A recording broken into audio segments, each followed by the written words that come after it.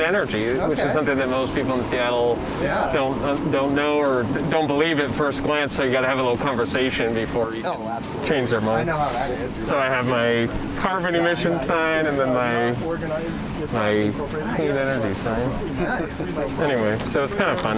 Yeah.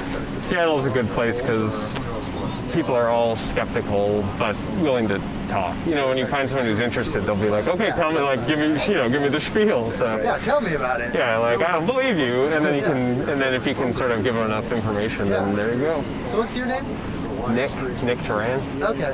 What's yours? Eric Porter. Eric Porter? I just started, so I'm working on the IET. Okay. So you're at the lab most of the time up in Everett? Yeah. Are you down in Bellevue? Yeah. So I've been working at Thyroid for 11 years now. Okay. Or something. I do a lot of, I'm like computational reactor physics. I do core design. Okay. So thank you. You bet. Thanks for coming by. So Amazing that we had this this happen. I saw the sign, I was like, I gotta go over there. Yeah. That's what I do. Yeah, like, let's see who these crazy people are. We've got an organization, Seattle Friends of Fission, founded by Brian and Paula King, and Nick and a few other folks have been just the anchors of that org. And I got really They do all excited. the organization. Thanks. Nice. I got really excited a couple of years ago when I saw thorium. Yeah. And Nick helped talk me down over a number of years of the reality of like nuclear and but thorium really knocked loose in my brain. What is the problem with modern nuclear? Right. Like it supposedly solves all these things, but they're not. That's the beauty of thorium, is like thorium seems like this magical energy source, and when you hear about it, you're like, wow, it has all these magical capabilities, and then you learned, well, actually, regular nuclear has all of those capabilities. Wow. And so it's like it's sort of it can be safe? It's like one kind of funny sounding word that allows people to like start thinking about nuclear. Yeah, and exactly. even if thorium itself doesn't have all the specific things that people claim, it's a valuable like entry point. So how did you find TerraPower? So first it was literally just looking for a job. Yeah. Me and my fiance wanted to move to the area. Okay. And I was at a coal plant that we knew was going to be shutting down. I see. So started looking for jobs and read the post and started researching TerraPower. And I was like, wow, I want to work for them. It's definitely an interesting organization. So you do, what kind of work do you do? So I'm a lead system operator, so I'll be running that. Okay, cool. Which right now it's a couple boxes. Right. And writing procedures so far. Yeah, there's a lot of that. So another question, if you guys know the area, where's the best place to eat if we're right around here? Lower Queen Anne, there's some bars. Some of them might be open. You'll see people out on patios. There's a lot of good. Is it right here, walking distance? Yeah. Just what's that called? Is that Mercer? Yeah, past Mercer. Yeah. So we're in like a big square, and at the corner of the square, there's a bunch of restaurants and bars and all sorts of stuff over there. Perfect. There's some food right in there in the Armory, some of which would be open. Oh, they are. Okay. So that's the closest for sure. There's a whole atrium in there full of restaurants, some of which may be open. And up this way, you go to McDonald's. McDonald's. But if you go this direction, it's basically Amazon land, or called the Denny Triangle. You'll see some nicer places. I think especially between 5th and 8th.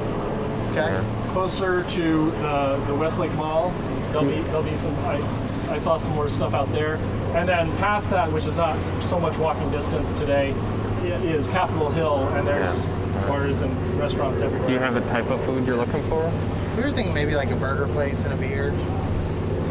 Great State is there next to the Amazon Spheres. I forget, there's an Irish pub just past Mercer over here. Good stuff. There's plenty. I'd probably go to Lower Queen Anne. Yeah, we'll probably walk over here. Cool. Yeah. So, awesome. Well, you guys have a great day. It's All right, nice to meet you. Appreciate it, guys. See you later. Oh, that was great. Now everyone online knows where the food is. That's right. We're the guide, the Seattle guides. That was fun to have someone from Seattle Times come by. Oh, that was awesome. That's why we do this. So am I allowed to stand on the thing? Sure you are. Just we're not. There's not a lot of performing foot with- traffic. There's some equipment. I got to move that off. Oh, yeah. Yeah, it was unfortunate, all the restrictions and COVID happening and all this, just keeping us locked down. I didn't consider so much being in the Busker area because I didn't want to impede traffic. I might get asked to move, but I mean, I am fully portable. Yeah, we'd probably get more people swinging by. I think a lot of people like to just ask questions if they walk by. Yeah. Since we're so controversial. Yeah, maybe we'll move the 50 yards over there. Yeah, there's a ton more people over there. Yeah. Or that way, either way. Yeah, I'm thinking about it. I feel like the chats with passers-by is always enjoyable. So, unless anyone online are most people online nuclear supporters already, or are there people who we've want got to hear information? Jim and Kim are both nuclear supporters. Crested Puffin wants to ask questions. Go ahead. Can you hear me? Crested, I just caught your chat. It's really busy with divided attention as usual. And my monitor is kind of difficult. Okay, yeah. Good. What's your question? We've got we have one nuclear engineer, a waste expert, and a complete hobbyist with an atomic merit badge here.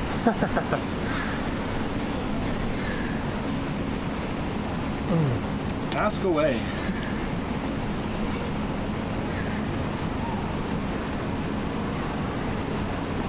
I hear nothing.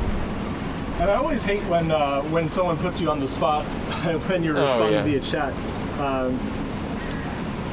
Or if it's a chat. Nick, this is for you. Okay. What are your thoughts on the VERA simulator, the reactor simulator? Oh, from Castle? That's a very specific question.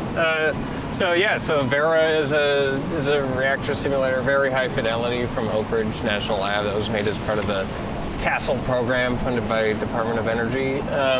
So I have not used it myself, but I know the developers of it. They're old classmates of mine. So it's a very high quality piece of software. It's very capable of running what we call challenge problems. So very computationally intense, huge problems that need to run on the world's biggest computers, these so-called leadership class computers that they have at the national labs.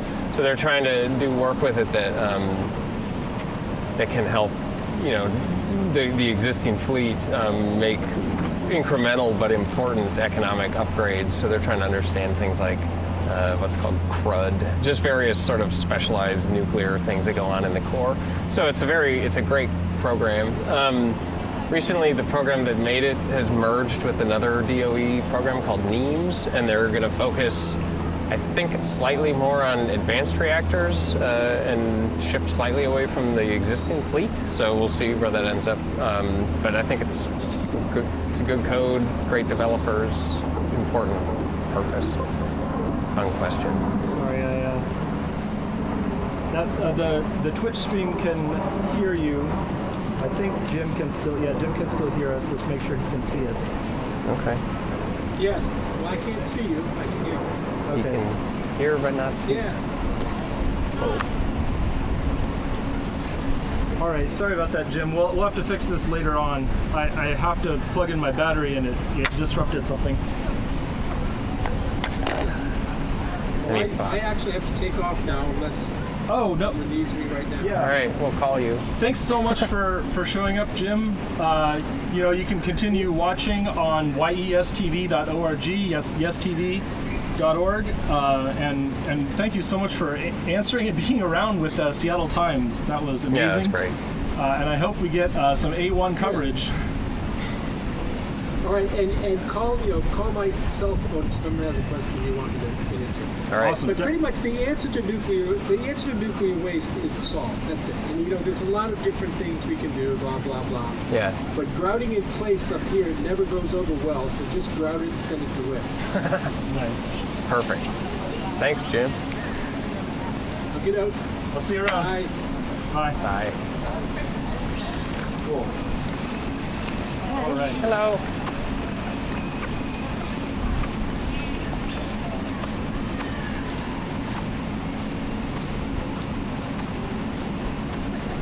Well, there's my built-in camera.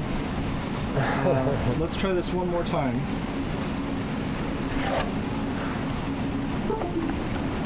Was there any follow-up to that question, Melanie? Which one? About Vera? Did I answer it okay? No, not yet. He just says that he thought they were recently licensed. Licensed. Not sure. I don't know if that's. I don't know what the story is there. They may have sent in a topical report to the Nuclear Regulatory Commission or something. Those codes are, licensed probably for some specific analysis. I don't actually know about that. I'd have to look into that.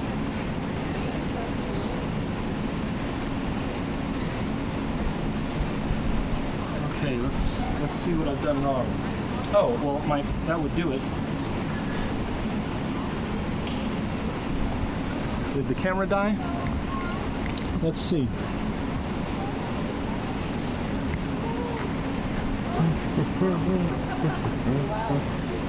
Yeah, my GoPro died.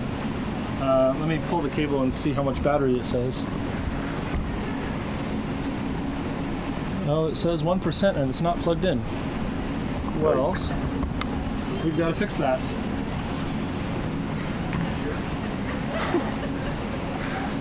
Just all sorts of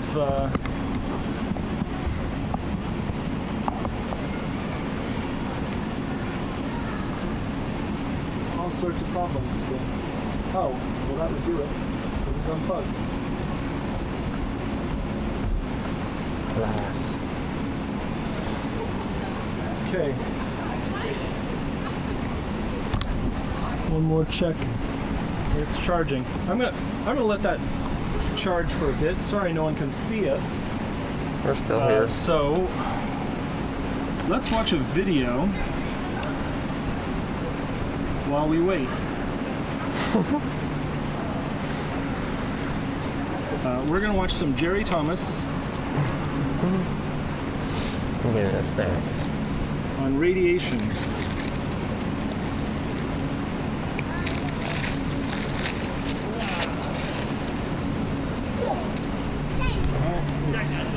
I'm such a fan, I've watched this several times.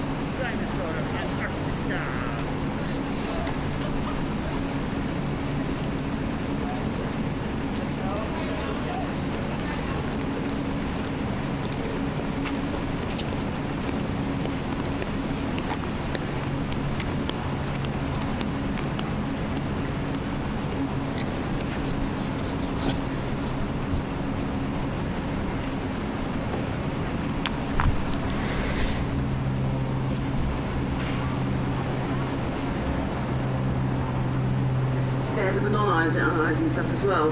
We have a long history of being made to fear radiation, and those of us who are old enough in this audience will remember the 1960s when we were told there would be another nuclear attack and we would all die in a horrible nuclear winter. And that's partly where some of our fear over nuclear power comes from the fear that we had of atomic weapons. But we have a general acceptance of medical radiation exposure. Most of us, when offered a CT scan, would not go beyond that, having that because it's dangerous. And also, we have an exposure to natural radiation. Lots of people like sitting in spas, and to me it's really interesting that the two communities that potentially have the biggest fear of radiation, and that is the Japanese and the Germans, love sitting in radioactive spas. And in fact, there is at least one spa in Japan that boasts they pump in extra radon. But it's really simple. There is a relationship between dose and response to all toxins, including radiation. Radiation is nothing special, it is just another toxin to which your body is exposed. An individual dose for radiation in the environment depends on many factors, and that's why it becomes very difficult to communicate about this, because it isn't a simple popping a pill and knowing what dose you've taken. You have to take into account physics, biology, chemistry and maths. So most people struggle with one science. 3 sciences and maths are too much to hold. And I think possibly the biggest misconception that we have is there is perception that individual dose of nuclear accidents is way much higher than it actually is. And I'll give you some information on that later on. So I thought I'd just start with a few radiation doses, so you can see all the sorts of things that you might be doing, eating. Carl, do you want to move to a higher traffic area? The reason that there's an awful lot of more radiation in Brazil, less than you might expect, is they have a very rich source of potassium-40. That could be A lot fun. of our isotopes exist in different forms, some of them are radioactive. Anything with a lot of potassium, bananas are another good one, they will have a proportion of that potassium will be radioactive. And you can see taking transatlantic flights. I want to talk to some people. I will be conscious. I'd rather talk to people than listen to this video, necessity to reduce if that's my possible. radiation dose when I see on a BA flight when I get off to go to the States. I can wheel the sign over. Yeah, wheel that over. Okay. And, I can just leave the weight on it. yeah. Where do you want to go? Just over, somewhere over there? Yeah. By the garbage can?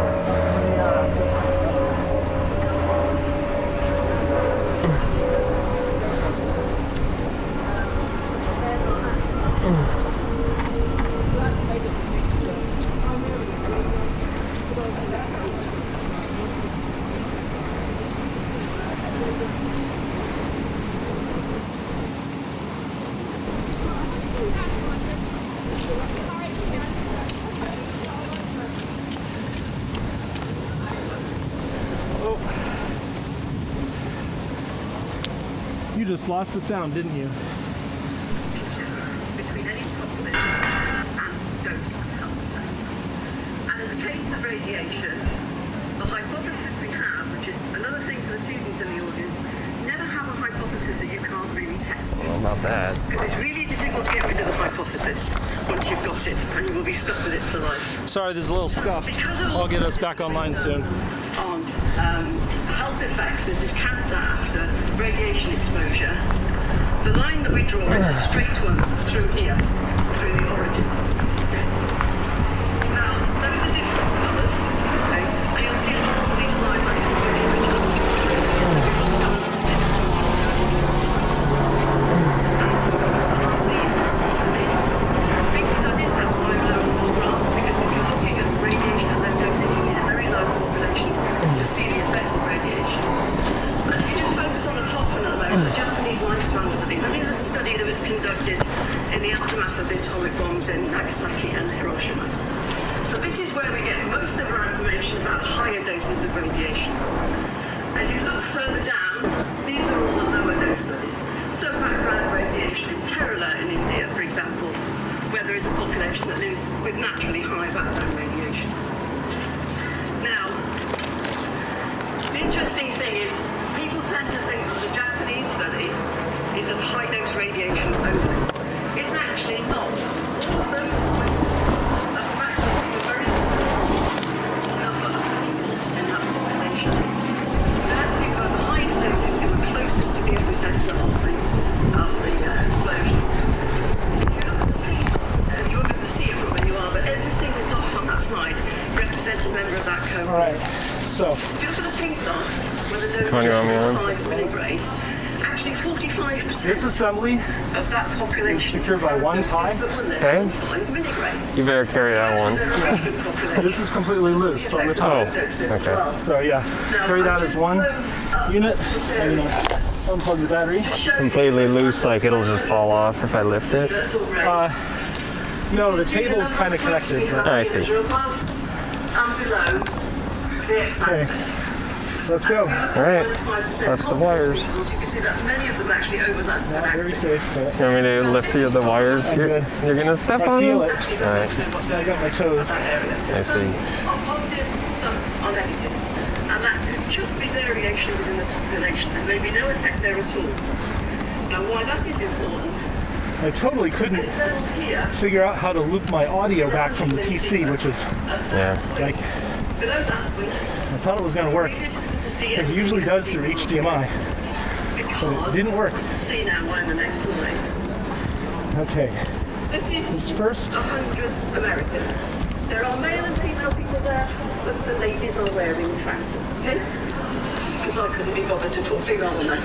Okay, so I have 100 Americans there. Good? Each one of them I have exposed Watch out for a big to wind, though. receivers. We use Americans because we don't like them. Knock that It's thing just right that they off. have really good big databases that we can get a lot of information from. So there's 100 of them there. I give them 100 millisieverts each. Can somebody guess Guess we can put this sign even further out. That is pretty big sign. Oh yeah, here you want it. Go on, somebody have a try. Yeah, that's good. All right. How many of them do you think get radiation from other factors? Sorry, get cancer from other factors? Yeah, this is more. I feel better. 42. Oops. So 42 of them will get cancer mainly from lifestyle factors. We'll just get people as they throw trash Only away. likely to get cancer from exposure to radiation. And as that dose goes down, obviously you have to expose more people. So at 10 millisieverts, you'd have to expose 1,000 Americans to get one cancer from radiation and 420 other causes. So you can see increasingly we're starting to look for the needle in the haystack. They don't want to hear it. Okay, so let's talk about some of the radiation releases. Again, we think of Chernobyl and Fukushima because it's happened in our lifetime. I was around in the 1960s, so actually I'm quite interested in the atomic bomb tests that were done above ground in the 1960s. Pizza place is And closed. if you look at the two isotopes that we believe are most important in terms of public health, you've got Arning-131 and 131 cesium. Arning-131 has a half-life of 8 days, a physical half-life of 8 days. Cesium has a physical half-life of 30 Hello. days. This one, very concentrated in your thyroid gland, so your thyroid actually takes the vitamins. And because of that short physical half-life, it's taken up as a gland and it's heavy push a much longer time. So it will cesium doesn't get concentrated anywhere. At this point, the video is more for the online folks. Yeah, I get it. Keep the 4 or 5 people holding on. Thank you, folks, for sticking around. These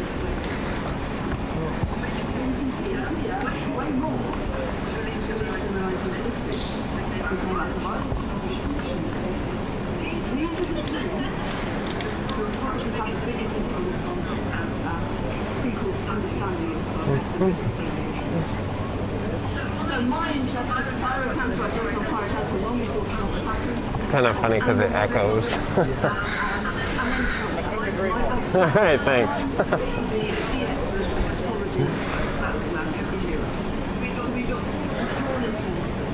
And in fact, it was him and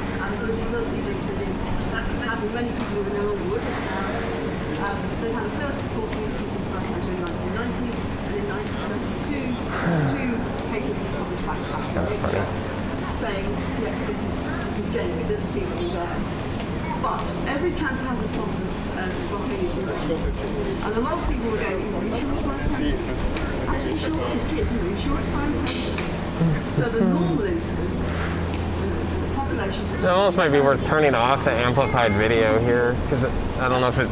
Yeah, I'm going to turn it off. Okay. The echo is kind of like... It seems like it's like dystopian, in a sense. And what we have coming out of the Chernobyl experience, you can see... All right, folks, I'm going to turn off Jerry Thomas, and we're going to start talking to people again. Hi. Hey, John. You found us. Okay. And yeah, there we go. It's hard to hold these signs up. But if you don't mind. Well, I can lie. Yeah, well, good. My face. Maybe people stop watching. Oh. Yeah. This is a fisheye, so you'll look thin. You'll I look have super an thin. asymmetric face that only shows up in camera, and then all of a sudden, Well, couldn't you be a rock star with an asymmetric face? I don't know. Is that what they say? Yeah, let's the model, famous model in the 80s, her husband, Lyle Lovett. Oh yeah. Yeah. Yes, you hit it on the head. Is that an unflattering comparison? I'm sorry. No, that is exactly what I'm talking about. This is Nick, who works for Bill, right? Hi. Directly, I guess. I guess.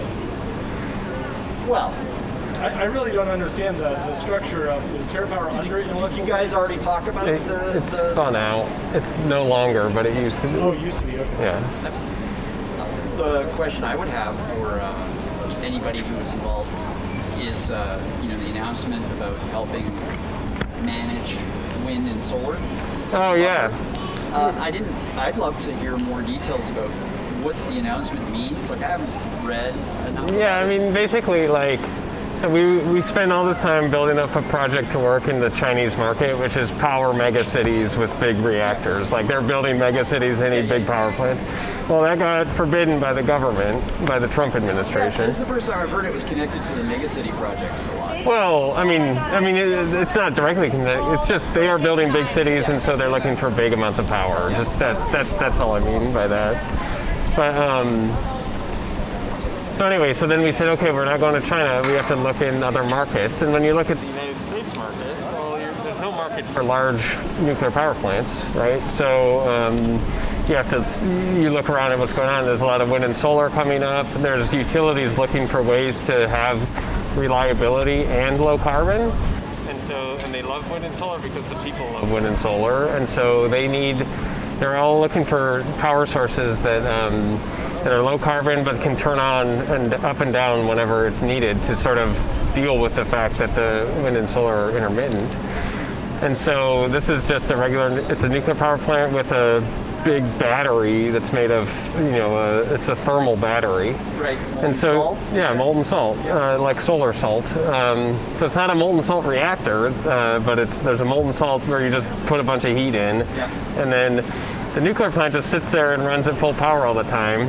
And if you draw a box around the nuclear plant and the thermal storage, now you have a system that can do double the power of the nuclear plant for a while, and it can go to zero as you're charging the thing back up. Did you guys adopt somebody else's design, or you do your own? Or? No, we're doing our own, but I mean, there's certainly other thermal storage technologies out there. But yeah, we're working on our own design. Like, I just started looking at liquid air and all those other summaries that you can find, and what's the main difference for a thermal molten salt battery versus one of the advantages is just that they've built them and operated them at some significant scale for solar thermal plants, and they haven't been without trouble, but it's more ready. It's here now. You can go buy solar thermal storage equipment like on the market. So that's the primary reason. How much can you store? However big you want to make tanks. But roughly, like, is it like $100 million per, like? There's economies of scale. It's kind of complicated. I don't have like the exact number per. But anyway, you can do like. You want it, generally utilities are looking for like 4 hours of peaking, so that's like what the batteries are looking at, and that's what the thermal storage is looking at. So it's 4 gigawatt hours. It's relatively large. I listened to some of the stuff online before I came here, and you're part of the simulation modeling crew. Yeah. But you include like that. You're also responsible for simulating that part of it as well, or just simulation of isolated. Well, I mean, our specialty is like simulating the nuclear side of the house, and then kind of when the heat leaves, like that goes off to regular industrial process simulation people, and so like I don't actually simulate that particular side of the system. That can be done. Do you guys get together and talk about recent news in order to absorb it and contextualize it, or you kind of do your own thing? Oh, like for that? We're always. I think we're on Reddit. Oh no, I mean at work. The official way in which you say, well, those Germans are really hating the wind power. Looks like this. I mean, it happens. It's a little organic, but yeah, we like get together. We're like, okay, this just happened, and so what are we gonna do now? And everybody sits together, and people throw out ideas, and whoever sells their idea best, then you take it through the executive chain and make a decision and run with it. That's pretty much what happened with this thing. Yeah. So you guys talk about sort of recent changes. Yeah. We're always trying to sort of adjust based on the times.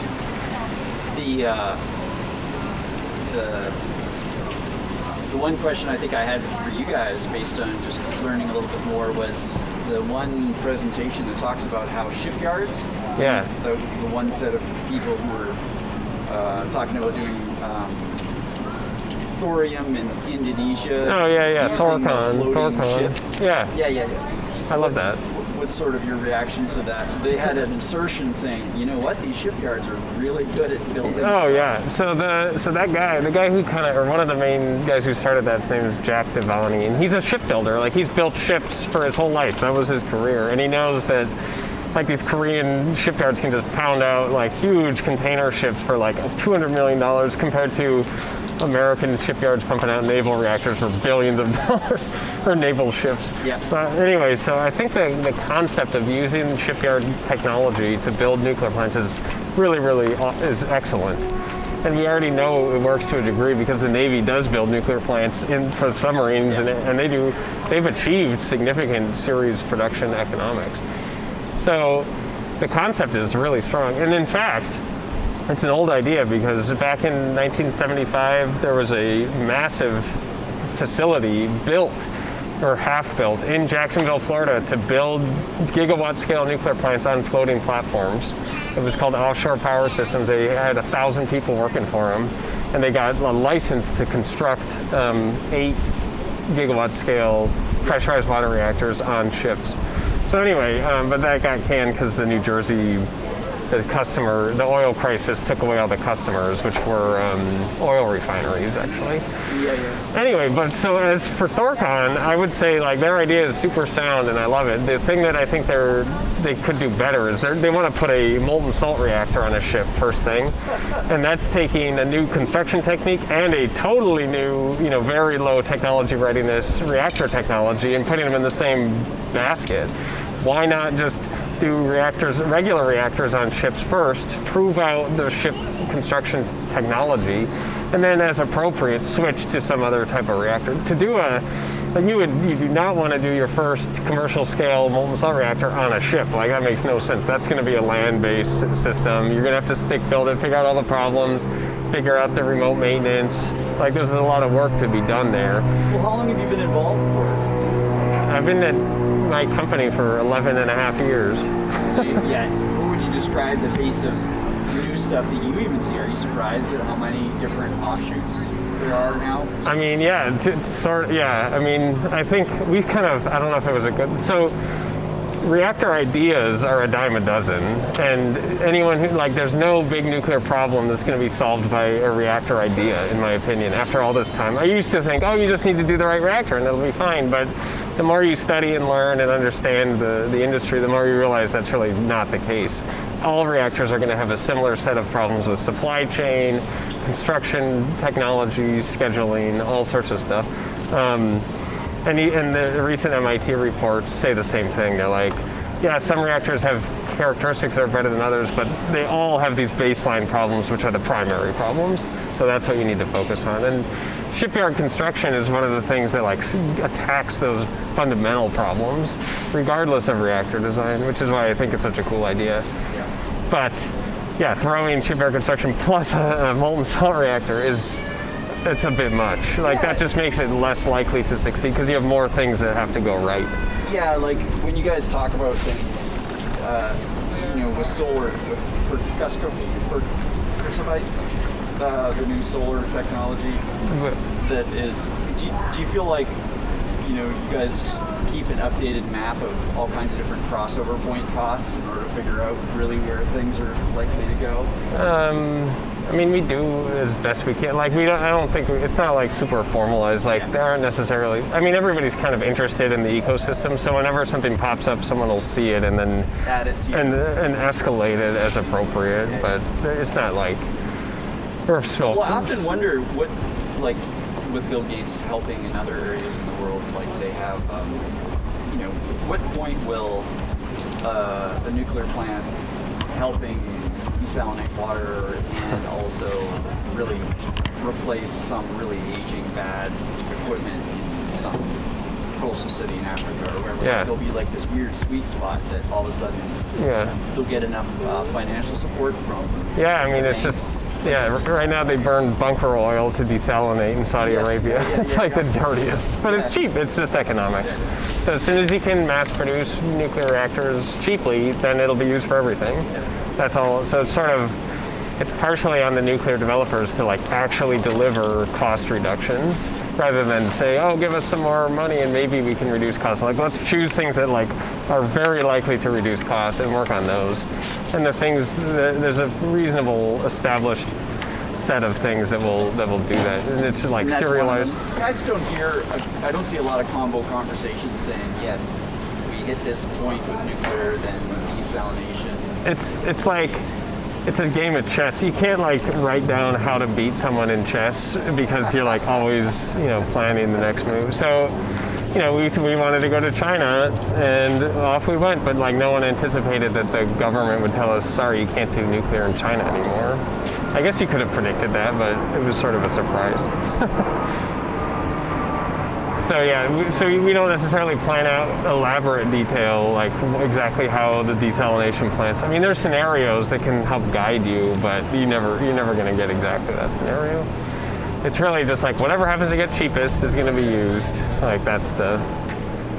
I fixed my camera. It was on IR. I was like, oh, my picture's white. What's wrong? My camera's broken. That's hilarious. No, I was filming the police and it was on IR. I see. So, that's pretty funny. You want me to come back over here? Just a slight. Good. Thank you. I can just stand here. Yeah, you're in frame now. I'm a better producer than a host, that's for sure. That's fine. Well, I was just over in eastern Washington near the windmills, watching them start and stop. Yeah. Start and stop. Yeah. 4 gigawatts of capacity over there. Yeah. Which goes up and down somewhat regularly. And then it's like down for 10 days in a row in January every year. It's not, I mean, it's good stuff to a degree, but like if you try to like deeply decarbonize with that kind of a system, the amount of batteries or energy storage or something that you need is really, it gets crazy. And the NIMBYism is just going to go through the roof. Nobody thinks that it'll be NIMBYism because they're relatively popular, but well, it's already happened. Yeah, everywhere they build them, there's tons of them, and I NIMBYism. was like, I'm over in eastern Washington. I looked up 2 things: the windmills and why there's no plants. Yeah. So well, it's the desert. I learned 2 things, which is the basalt, the volcano fissures that have a mile deep of rock over there. Which was really interesting. But then the windmills, they've stopped making them because of the part NIMBY, part the investment advantages have already faded. Oh, I see. So I was surprised to see that as well. Just because of the forcing, same within the Portland Hey guys. turning off, having to stop doing hydro in order to keep the windmills going sometimes. There's this weird balance apparently. Yeah. Annoyed by. Yeah, the like prioritization is interesting. Yeah. And it's like, well, yeah, that hurts the nuclear plants too. And then this week also the Friends in Chicago, what happened with the announcement with the plants in Chicago. Yeah, that was bad news. So I was asking if they thought the government would turn around on it. That's amazing that they're going to shut down 20 years in advance. Yeah. What are we up to 6 plants now that are going to shut down in the next 5 years? Definitely. Sounds right. Well, the 2 in Chicago, they said, by the way, if you put in low carbon credits, then maybe we'll keep them on. It was sort of a political move. Right, we'll see if they do it or not. They had 0 energy credits. Do they not have enough? I don't know. I'm not sure exactly what the story is. Illinois is super complex. I remember when. Oh, they're in the other part of the Illinois thing. They're in the other utility commission or something like that. And it doesn't have. Yeah, I think that's right. Okay. I'm not. Someone's gonna have to check me on that. I don't know. I think that's what it is. But yeah, that was part of the story, is that FERC was trying to dismantle Illinois' 0 emission credits. And that went to the Supreme Court, and they finally upheld it. Yeah. Despite the plants threatening to withdraw from the regulated exchanges. Yeah. So it was very complex and unfortunate. Yeah. The best thing to do is just make the plants cheaper. Right. It's not trivial, but that would certainly help. But it does kind of drive me crazy that they're already economically competitive with any other low carbon future that people have planned out. like if you do decarbonize with renewables, you have to add $40 to $60 per megawatt hour of transmission and storage and all sorts of stuff, and that makes them already so nuclear's already cost competitive with any other proposed low carbon grid. Period. And that's a subtlety that like almost nobody. People are like, well, aren't wind and solar cheaper? It's like the generators are, but the system is not, and that I think is lost on people. And that's not included in a lot of those costs. No, those are when the wind is blowing. Like they do levelized cost of electricity for wind and solar, and it's just like, if the wind's on, this is how much it costs, and like there's no indication of what the system cost is. You have to look to the academic energy modeling team. So there's great Jesse Jenkins, people from MIT do the modeling of these scenarios that say, well, you need this much storage and this much whatever, and they can run different scenarios and find out which one's cheapest in the end, as you know, for deep decarbonization. And in those cases, the scenarios that include some kind of firm low carbon energy source, whether it's nuclear or fossil with carbon capture, like those make it cheaper. You have to have some of those. Of course, I prefer nuclear. Have you guys talked about the Biden energy thing? That's huge news. It was too bad Seattle Times stopped by and they didn't really mention like, oh, you know, the national politics. But yeah, everyone, both, you know, the two popular parties nationally are pro-nuclear now, officially. So yeah, it's terrific. Yeah, that's rare. The big problem is. But the reason I was asking is because what you were talking about is Biden's proposal sort of mentioning that at all? The total cost? The system cost? Yeah. No, I mean they don't go into that level of detail. They say we want to decarbonize by 2035. It could be a short sentence that says, since we recognize the total system cost. I mean, at this point, it's kind of like anything you build is better than nothing, so let's just build something. Like nobody's really thinking like the end game there. Although the implication of decarbonizing by 2035 is pretty unbelievable. You need like an incredible amount of generators every single week. It's difficult. The scale of the energy infrastructure is not something everyone has in the back of their head. That's what's interesting about solar, right? You look at solar, the change in the output in China of solar panels between now and 8 years ago, and what they predict or what they probably will do. Yeah, it's pretty amazing. What is it? It's very high, right? They're at 100 gigawatts. Yeah. Right, a year that they can make and add. And so then when you get to 1 terawatt, you're at roughly 2.5% of all, 45 terawatts of total world power installations. So in 10 years, they do expect to be at the point where you can replace 2.5% of the grid a year. Is my reading. Right. And so I find that actually interesting. And then it really was the case that if you look back at old predictions of where they'd be in solar production, you'll see that like they were always way low. But they thought they'd be able to make it. Yeah. Well, no one predicted that the cost was going to fall by a factor of 10. And then because you do have so many other this is like just conventional, whatever the 6-layer and the other types, and then there's new types coming online that are easier to produce. Right. That's true. It'll be fascinating to see how, that's why when you guys announced having the battery storage backup, it pretty much might be exactly the sweet spot for where everything goes. Yeah, I think having some kind of ability to ramp up and down is important in markets that get lots of intermittents installed. But in Washington State, I've always wondered, is there even a place for it, right? So in Australia, right, they're building a solar farm. Use a DC power line to ship it off to Singapore. Okay. I saw that news. No, I didn't see that. And so, where you build nuclear versus having transmission lines, I'm from Canada, so I always was fascinated that they really do ship hydropower from Hudson's Bay to New York. Yeah, it's crazy. It's like, isn't that too far? That's a long trip. That's a long trip, yeah. And then, I don't know if that is DC or if it is just... No, those are just AC. Those are regular AC, I believe. Yeah, do you guys ever have some discussion where you can put it in a certain place and nobody's going to NIMBY you, but you have to ship it a long ways? Like, would you guys care how far you're shipping TerraPower? It's always meant to be close. I mean, I don't know that there's an official position on that. Like personally, I think that like having it, one of my favorite places to have it is out 10 kilometers offshore. Oh yeah?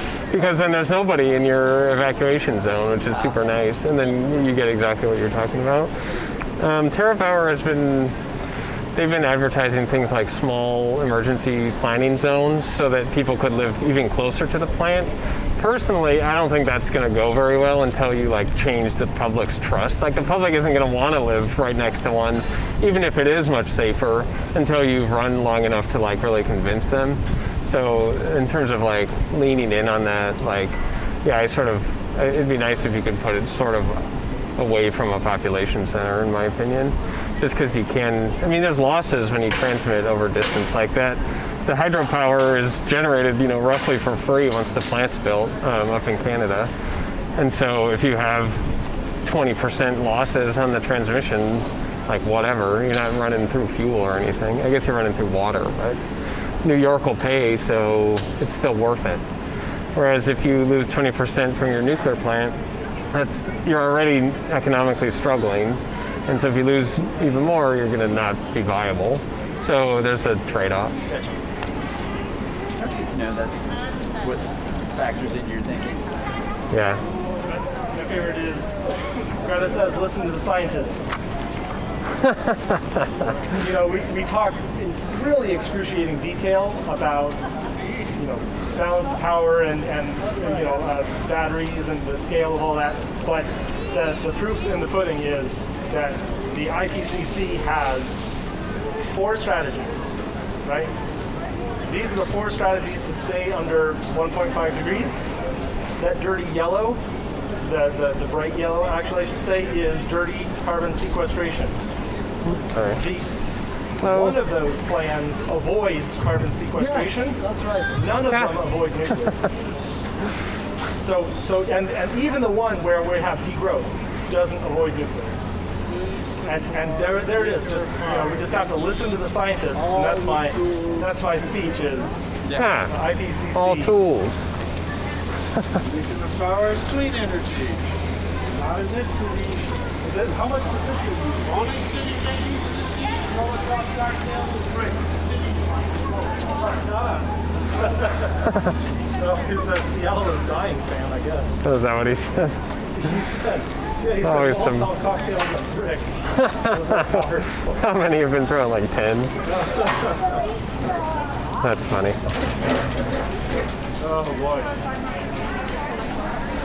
Oh, look at the people. It's clean, you guys. Make sure that I'm well clear of the infrastructure here.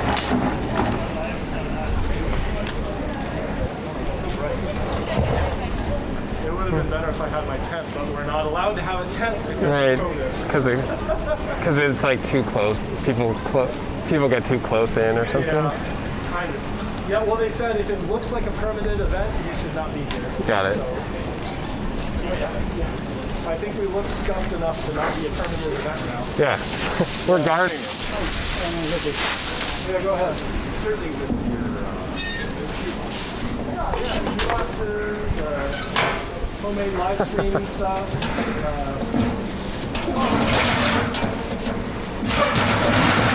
We can move that sign too if you need. Yeah, I got control of everything. Yeah, I got it.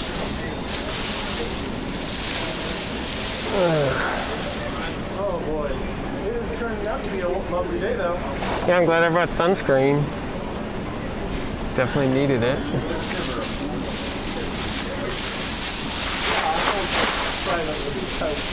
That's part of the whole lockdown procedure is can't advertise it. I did start advertising for a formal event for Zoom for the few people who have joined us on Zoom. Oh, there's Paul.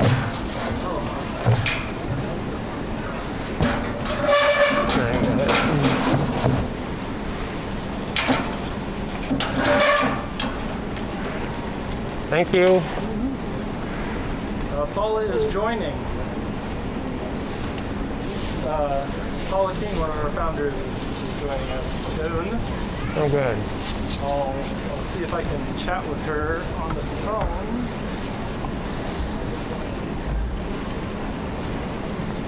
We had Seattle Times stop by. Very yes. Fun. Oh, sorry. Some questions are coming in from online. Oh, good. Let's hear them. Well, this is like the big one. Preston Puffin is asking, thoughts on the outlook currently for the nuclear industry domestically and globally? Oh.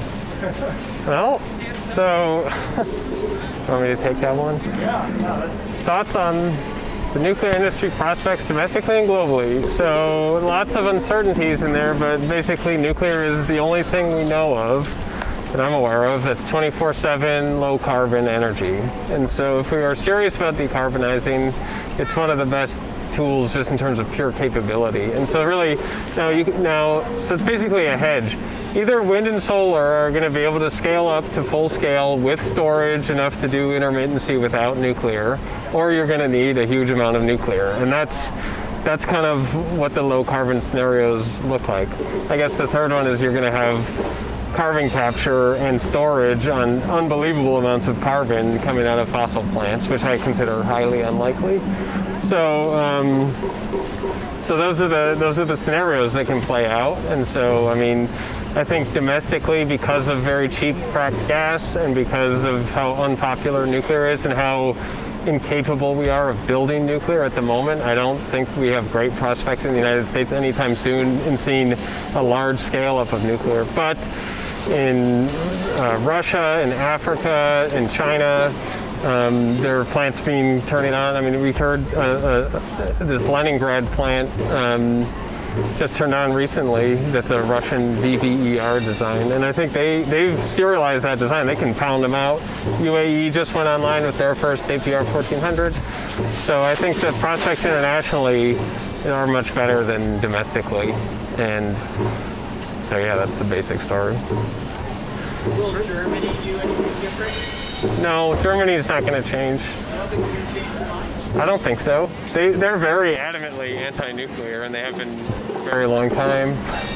And they're really clear. They're like celebrating the closure of nuclear plants, leaving the coal plants on, and people. Maybe someone can like change their mind, but I don't think that mind is going to be changed very easily.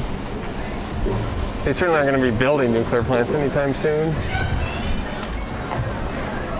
But I mean, they're also farther ahead in the, having wind and solar penetration. So they'll be dealing with, if the NIMBYism and dealing with high penetrations of wind and solar is going to be problematic, they'll be the first people to feel that. They'll be the first people to deal with the intermittency at scale. Yeah. Other than California, who's, did you hear about the last weekend, California's giant problem with ramping? They had a ramp rate which was enormous, and they didn't actually have the capacity in their local grid to satisfy their demand. And that tripped a rule which said they couldn't actually trade on the market at all, which basically drove their supply negative at a critical point, and they had to roll in blackout. They had to black out people because they did not have the local capacity to serve their community. So it's terrible sometimes when and you can't, what do you say? People are saying, oh, that wasn't because of renewables, it was because of poor planning. That's code for they go together, gas online. That's what that's code for. They didn't plan to have a dispatchable supply. Yeah. It'll be interesting to see how those kind of stories play out. I still think that like the popularity of wind and solar is like not going to change anytime soon. It's so popular, it's like astounding. But that's what I was mentioning, was noticing that here and in Germany and other places like that, popularity is under question pretty heavily. I mean, there are groups, more vocal groups are coming out in opposition, but by and large, like the overall population polls are still like 90% approval, which is unbelievably high. I mean, nuclear is like a 40% build more rate. It's like less popular than burning oil for electricity. Talk about a PR failure. Yeah. It's like what Hawaii does. Paul's having trouble getting in. I don't know. I'm going to try to fix this really quickly. All right. I'll just keep holding It's this. probably not in the spirit of it, but having started to pay attention to various people who are advocating nuclear, they also say, hey, we have a PR problem. Part of that is where we talk, who talks, Yeah, well, how many are talking. Yeah, we often like to talk to people who already support nuclear, which is basically, has almost no value at all. It's like, But it's like it feels good. The whole industry hasn't been used to talking, so now when Right. climate comes out and everybody's in favor, Yeah. from that end, it just doesn't make it to the news anyways. right? Yep. Well, there's a perception that it's like a fading industry, which has a lot of data behind it. Even Bill is spending more time talking about COVID. Oh, for sure. COVID's a much more urgent issue right now. All the friends and family need to get together and like Elon and Mark just put in a short plug for Elon hates nuclear. Oh, well, Elon doesn't hate anything that could make him money. Sure. So the only reason that Elon doesn't work with nuclear is because he wants to sell batteries to California. Right. And I need to fix that site. Yeah, he's definitely, he can make a lot of money off batteries.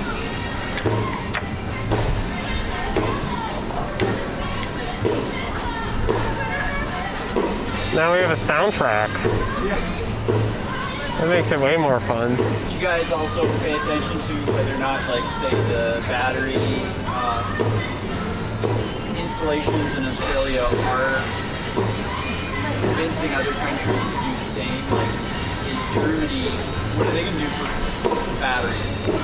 Well, they use Switzerland's pumped hydro for their batteries. Yeah. That's the primary source of their balance of energy storage comes from the giant pumped hydro and the hydro capacity that's local enough for them to matter.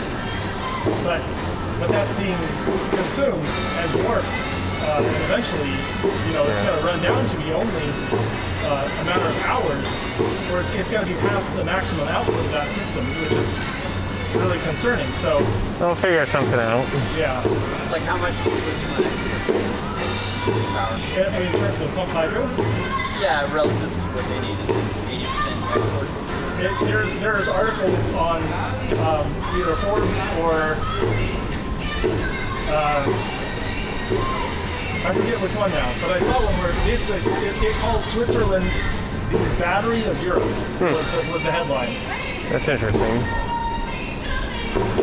So, is that recorded vocals? If that's recorded vocals, Yeah, it's recorded vocals. I am disappointed.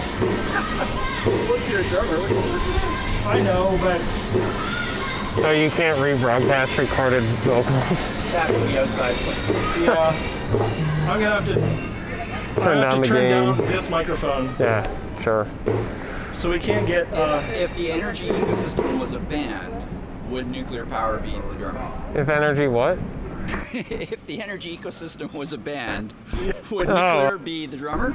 The drummer and the bass. That's a great question. Yeah, I feel like it's more of the bass. Oh, it's like the bass and the bass drum of the drummer. It's just in the background holding the rhythm. Right. Keeping everything together. Take it away and it sounds crappy. You could have a garage band with two guitars and no bass. I guess that's true. So I would say that You're right. the bass would be, what would the bass be? Storage? or Natural gas? I don't know. yeah. The bass guitar is natural gas because he's there in the background. Everyone pretends that he's not there, and if he screws up, it's kind of hard to notice. Is that too hard? Nuclear's the bucket of alcohol. That's pretty good. For them when they get back. Oh, right. Hello. So, The toxic supply that's always fueled the.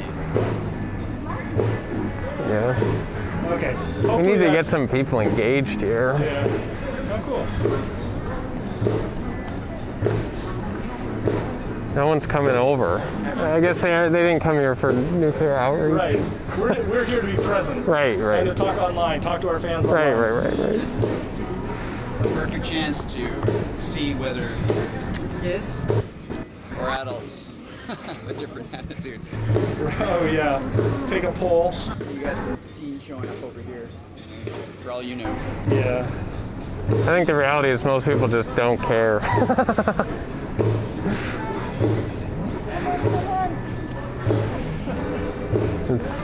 Yeah, it is easy not to think about it. Yeah, it's totally, like, it's well done, especially with electricity being shipped in from the dams. Like, you have no idea. We have beautiful, clean air, totally reliable, relatively cheap electricity. Most of the time. In this state, I mean. Yeah, oh yeah. But again, that, like, right now, California is baking alive. Yeah, not California. Yeah, someone said they got a text or something from the utility. It was like, all right, don't use your air conditioner at this time because we're going to run out of power again. Yeah. They're like, turn all your stuff off. It's crazy. And now we are 100% part of that grid. I think every member of Energy Northwest is now participating in the energy imbalance market. Oh, okay. So it is our pocketbooks that are going to suffer. I mean, we'll be less impacted for sure, but it's part of that system. Yeah.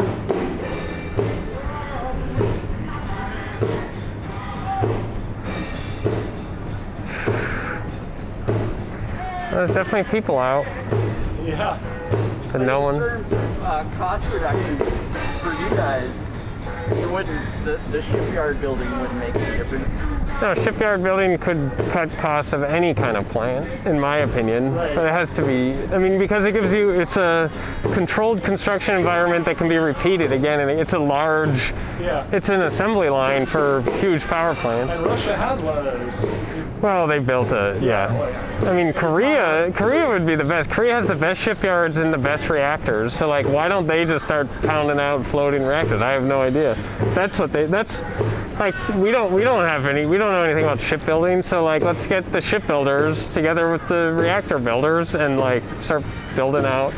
That's the best way to decarbonize extremely quickly, in my opinion, is to just get a serial production of gigawatt power plants. I don't care which kind, nuclear plant, I mean, of whatever design, and just pound them out. You need 4,000 of them at gigawatt scale. You ever heard if anybody has ever suggested that just retiring a ship to Hawaii to supply power? I don't know if I've heard. My friends have talked about Hawaii being the ultimate market for ship-based nuclear. Yeah. But I don't think anyone seriously considered taking any particular ship and doing it. Hello. Yeah. Because they burn a lot of oil and diesel. Yeah, I just wonder just because in terms of how different politicians and governments wake up to say, oh, well, that worked over there. Yeah, no, I mean, most people, the general opinion is like nuclear is expensive and bad, so let's not consider it. Hello, That's why we're out here trying to... Can you hear us? We're making people at least ask the question. Maybe nuclear. There's Paula. Hey, Carl. Hey. Hi. Good, I'm glad you could make it. Sorry that the PC didn't work. No, better. Yeah. Yeah, right. You guys That's pretty loud. Good. This is the only way that we can, yeah?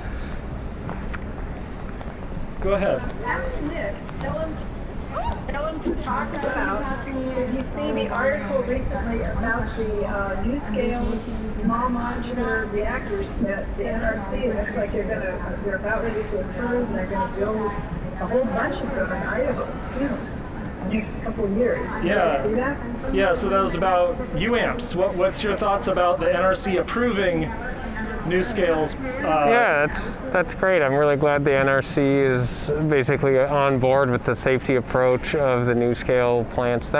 So in the United States, the economies of building a really large plant have become basically impalatable for any investor. And so we've shifted to being interested in very small reactors, or not 60 megawatt, reasonably small, much smaller reactors, a tenth or less the size of the normal big ones. And we know that nuclear has strong economies of scale, so they're likely to be more expensive on a per kilowatt hour or per kilowatt basis than a traditional plant. But the fact that they're smaller and you can get a loan for them means maybe you can build them in markets where it makes sense, where they really want to pay a little bit extra for really clean energy, which is what we hope everybody will do. So yeah, so they're going to try to build like 12 of them in Utah and Idaho, and really kind of. And then if they can build enough of them, they may be able to achieve that serialization by building one after the other, and then achieve cost reductions that are harder to do if you're not a small modular reactor. And then if that works out, it's possible that the actual per kilowatt cost will actually meet and then maybe even get better than the large scale plants, though that's highly, highly uncertain. That's definitely not a sure thing, but it's an exciting thing to try out. So we're pretty excited about that. Those are the only types of nuclear plants that are likely to be built in the United States anytime soon, I would say.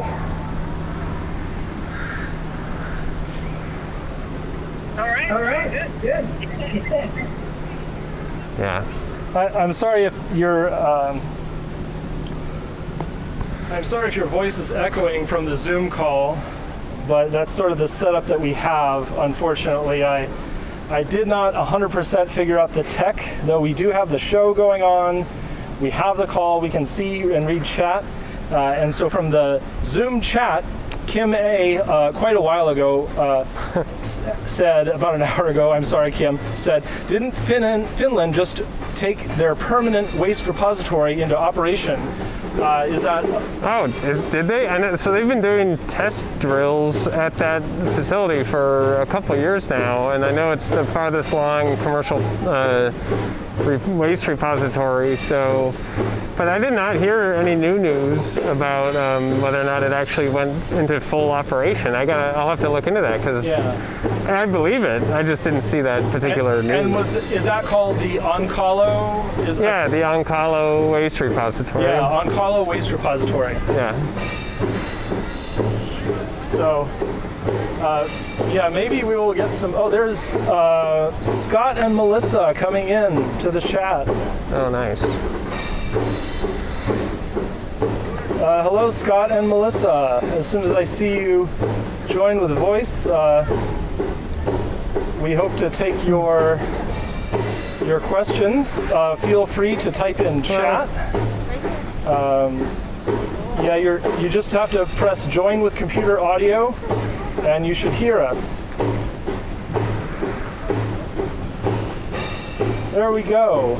If you're interested in asking questions, you can unmute your microphone and I'll give you permission to speak, or just type in the chat and enjoy the show. Thanks for showing up. We're standing up for nuclear. We are here in Seattle. We ask you not to try and join us in meet space because we are on COVID lockdown, but we are here enjoying the weather. And for everyone who is wandering around this wonderful park, it's a great day. There's a drummer. Thankfully, he stopped playing copyrightable music, so I'm going to turn my second microphone up. And sorry if there's a little bit of echo, but I want to make sure we don't miss any conversations. These are incredibly good conversations going on. I'm trying to stay out of the sun, but it keeps me hiding behind the sign. Yeah, I've got to consider, I've got a little bit of farmer in me. Yeah, you can use I brought sunscreen. Oh, thank you so much. I'll consider that in the next Yeah, I'll survive. Yeah. It's only radiation, right? So Fire can burn. yeah, so Washington State is about gets about 5% of our nuclear energy from. There's Scott. Still muted though. But if you change your mind, Scott's dropped by and said, "Thank you for doing this. Thank you for standing up for nuclear energy. Thank you, Scott, for showing up and showing your support. Thank you for tuning in."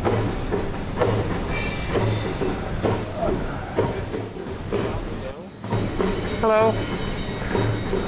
Hey. What tools do you need? Well, we need everything that doesn't produce carbon emissions, because carbon emissions cause the greenhouse effect, which changes. Utility lights, right? Does he like it? Lighting lights, right? I don't know. I think they don't like it. I think, but if you look at nuclear power, every major political party supports nuclear energy. Right. So, Which is rare. there you go. What's Trump say about this?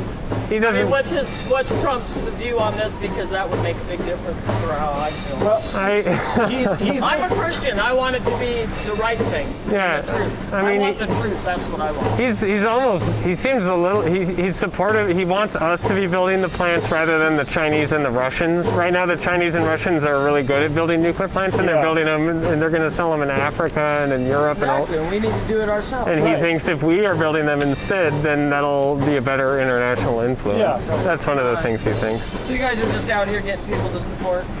Well, yeah, We're it's an event called Stand Up for Nuclear. And, You got the website? So there's a couple different websites. We are Seattle Friends of Fission, and you can find us on Facebook. So Right on. Seattle Friends of Fission. The event that's organizing with us is standupfornuclear.com. Okay. Right on. Yeah, thank you. Yeah. Stand up. Yeah, thanks for your support. Oh, no problem. Yeah. Thanks America, for. man. Yeah. I'm in Africa, so. Oh, you did? We've got to provide the energy for the world, because the more energy the world has, the better decisions people can make about their lifestyles. Right. Where in Africa did you grow up? I live in Africa. Oh, you do now? I'm a citizen part-time. Okay. Oh, I live here, I live there. My boyfriend's from Africa, Ghana, Oh, in Ghana. and I do missionary work Yeah. there. Okay. And I have a son there that's African that I adopted, but Nice. he lives there because they won't let him here. And Oh, okay. I don't want him here. It would ruin him because they're really God-minded people. Okay. They really are. Yeah, I in mean, Ghana. When they like, I don't know, like if me and you were getting in an argument, they would be God-minded and they'd talk it out. They wouldn't raise their voices like Americans. Got it. Americans would be like, "What the fuck? Yeah, you yeah, fucking fucked up, dude. You're fucking wrong." Right. That's our. And a that's our culture. Ghanaian African man would be God-minded and say, "Well, you know." Thank you. and Yeah. So that's the difference. But the thing is with this, it means just as much in America or Africa to me as America, because I'm African. Yeah. I'm not African, but I'm African. Right, I'm right. from Ghana, and people go, "You are?" Yes, I am. Yeah. I have 7 children there. I support from World Vision. Nice. And I have my own son and my boyfriend and his family. He lives with 13 people in one house Wow. in a village. Right. And he wants me to live there. I said, "Fuck that, man. I'm an American dude. I'm coming there, but I'm going to Yeah. East Legion in West Africa where all the Americans Yeah. live. And I'm going to get a nice house. I got Yeah. power and water.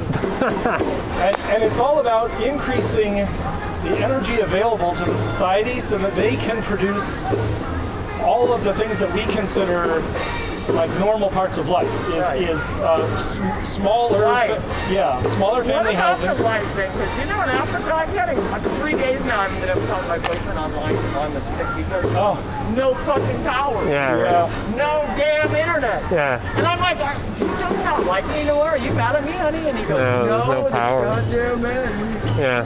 And I hate it. And when I'm there, oh man, you could be cooking. Yeah. It just making goes out. dinner, there, listen to music, and all of a sudden the power goes out. And you're like, oh man, and then you got half your food done. You got to wait 2 hours to cook it again. And that's happening in California. Oh yeah, they deserve it. They deserve everything. Well, Miss Pelosi deserves everything. We hope to change their mind about nuclear. That's for sure. That's good, but I'll tell you what, I don't feel sorry for California. California was a beautiful California, and they let the governor and the mayors and the people ruin it. I'm sorry. And all those homeless people, I'm a homeless people lover. Yeah. Those homeless people there, get off your goddamn ass and get a job.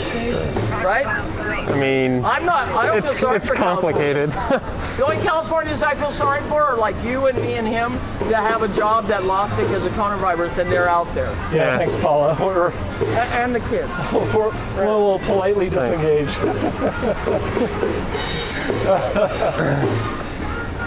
That is Seattle. We have all kinds of people visiting us. My favorite part about that is that first she explained what's wrong with Americans, how they raise their voice, and then she said she's Christian, which generally is a turn the other cheek type of philosophy, and then that. Woo, woo. Anyway. Yeah, we will appeal to the angels of your better nature. So, great question coming in from the chat. Kristen Puffin wants to know, what about Vogel? Vogel is building 2 AP1000s. Is that right? Is that 2 more to go on? Yeah, 2. Yeah. And they just announced an 86% complete milestone, which is pretty close. That's that's definitely there. So hopefully they'll not have too many more problems and finish it up. And so that's basically all the wiring and all of the containments and all the major structures are in place. And so it's just bringing in and then labeling and hooking up all the valves and pipes and wires and loading the fuel and testing everything. You got to do all these pressure tests. You actually pressurize the whole containment to make sure that it responds how it's designed. Is it like the last 10% or the last 5% is all testing? That's a good question. I think that milestone is for construction percent, after which the testing begins. So it's not necessarily like all the way to. I could be wrong on that. No, okay. So that would make sense. Is that they don't consider that part of construction? Yeah. I suspect that's what the milestone is, but again, someone has to look that up. I don't know. So John showed me Hulong 1 is loading their fuel into their reactor today. Oh, that's the first Chinese indigenous reactor. Is that the high temperature one or just the first indigenous? I think it's the first indigenous. Okay, cool. Because I saw the high temperature gas reactor, the real 4th generation. Their pebble bed is coming online, or was like testing of some kind. Yeah, that thing's cool. So I think Japan was going to turn they have a super high temperature gas cooled reactor that goes up to 1,000 Celsius. That's amazing. The HTTR, that's supposed to turn back on. It was off for a while. Oh, and you've told us a lot about heat. Oh yeah. And how important that high quality, dry, very, very high temperature heat is. Right, yeah, so like electricity is 40% of our total energy use, and the rest of it is like, there's a big chunk that's industrial heat. Also transportation. So yeah, if you want to decarbonize industry, then you need some low carbon source of heat. And there's a couple different options, but advanced nuclear is one of the pretty interesting options for that, because traditional nuclear just doesn't go up to the temperature of steam that you need to do most industrial processes. You can do district heating with traditional nuclear. You can make ethanol with traditional nuclear, like by distilling corn. Those temperatures are fine, but when you get into oil refining and stuff like that, you need higher temperatures. And so advanced nuclear, other chemical production, you can use advanced nuclear to get to those temperatures, 500, 600 Celsius. Yeah. And then if you want to do steel and concrete, you need like 1,000 Celsius, which basically no reactor. It's very difficult for a reactor to get there. The only one, again, that there's certain types of gas-cooled reactors that can approach those temperatures, but it's not easy. So for that, you talk about things like use a nuclear plant to make hydrogen and then burn the hydrogen in a hydrogen blast furnace that goes to those temperatures. So it's sort of an indirect way to get to decarbonizing industry. That's very cool. Yeah, Nick has a great video on yestv.org that'll take you right to my YouTube site. Yeah, that was a fun one. And he has a great. It's I think it's called Nuclear Beyond Electricity or Heat, something to do with that. Yeah. I'll have to look it up. But great, now we have 9 people watching on Oh my goodness. the various social networks, and we've got Kim and it looks like Paula dropped off, but Kim still checking in on Zoom. We've got the Zoom link posted at least to Facebook. I think I'll echo that one more time. Yeah, I should tweet it. I have a Twitter. Maybe people join from there. You know what? You could do that, and yeah, go ahead. I need to find the link. I will post it to Twitter, and you can. All right, I'll retweet it. Copy it. You know, maybe copy paste is the technique. Oh, okay. Better engagement. Does that get better engagement? That's kind of the cheat code. Is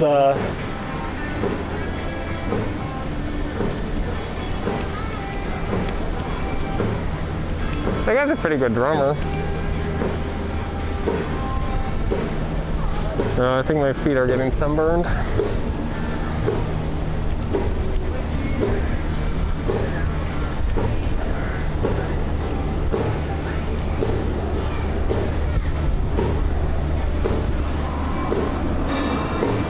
there you go. Oh, okay. See if you can maybe retweet that, or at least retweet that. I know it's going to be difficult with everything you're doing. No, I can do it. I gotta step out for a so yeah, second. don't worry about copy pasting. Okay. Howdy.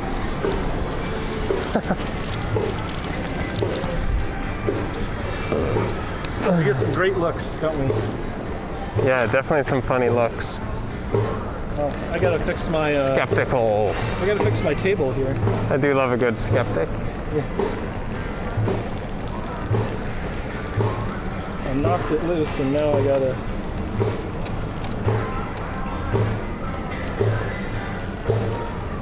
No tables over 3 feet.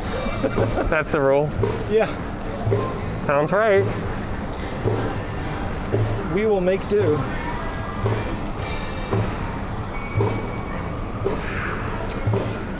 That's funny. All right, I'm gonna get some sunscreen. Oh yeah. Oh yeah. I'll take a squirt as well. Thank you very much. Oh. Don't fall. Come on. Thanks. Yeah, thank you. Good evening, Nick. Glad I got a chance to ask a few questions. Oh yeah. Good questions. And now that we've got a Zoom Pro account, we should definitely use it and have more online events. So check out Friends Fission on Facebook. Check out yestv.org. Check out the Zoom link that we keep pasting around. I will advertise every time we have an open forum. We'll try to do this more often and get a chat going. Thanks for showing up, John. Thanks. Sorry, just loading up. All right, here you go. Go ahead, squirt. Yeah, good idea. Distance it. More? No, that's good. I just need to get my critical bits. Yep.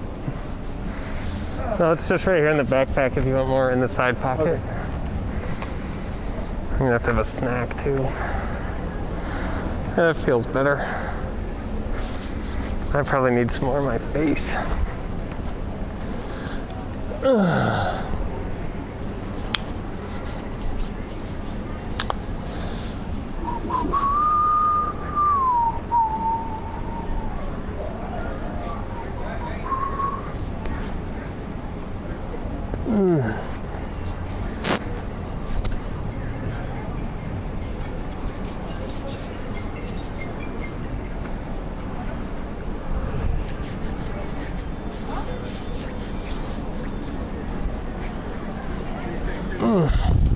Thanks for keeping an eye on our live feed, Brian. It's there's a lot going on. The chat this is the busiest chat that I've ever seen on Twitch personally. Thank you all for showing up. I'm not I understand streaming, but I don't usually do this myself. shout outs to No Nonsense, Zuri, Ken. Shout out to Crested Puffin, West Offer, Graze on Ill. Oh, there you go. Man, I botched that name, but thanks for showing up. Everyone on Twitch, thank you for participating. Thank you, Kim, for showing up on Zoom. Thanks to all of our organizers. Thanks to John, acquaintance of mine, for showing up. Let us know Uncle if you have Bill, questions. thanks for showing up. We're answering questions Yeah. about nuclear power, energy, infrastructure. Oh, there we go. So we've got two people. There's Kevin and there's Dwayne. Hit us up.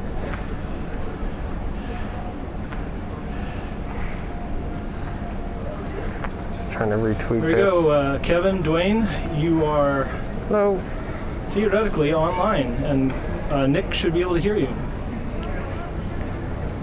Or you can type in chat if you're not comfortable speaking. Go ahead and at least type it in chat. That would be wonderful. I think I'm retweeting. Yeah, I retweeted.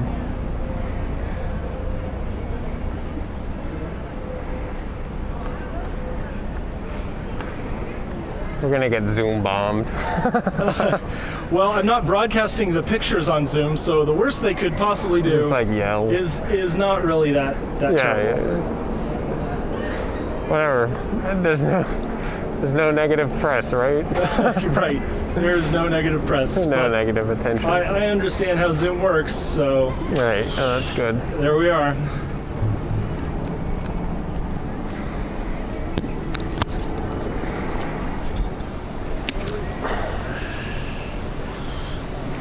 West Offer Grays on Ill asks, what is the best power source? And why is it nuclear? Well, we are a bit biased. I wouldn't say that there's an absolute best power source, but nuclear covers a great deal of the blind spots of every other energy source.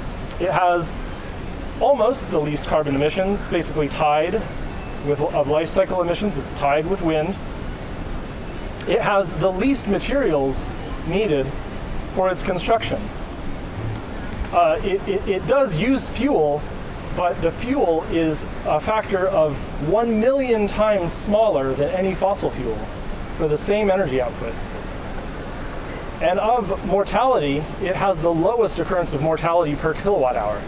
And this is a good one. Like when we actually talk about nuclear-related injuries, like so we're talking lifelong morbidity that results from fossil fuels is obviously higher. Because of air pollution. Yeah. Now the question is, with all the pollution, with all the e-waste, with the uncertainties about disposal of some of these things, is this something we need to study? Do we need to study the lifelong morbidity that arises from renewable energy? That seems like it might be a very difficult question to answer. Yeah. I mean, we know enough that we know we want to expand wind, solar, nuclear. We want to expand everything that's in the green on the chart. Oh, I hear your voice.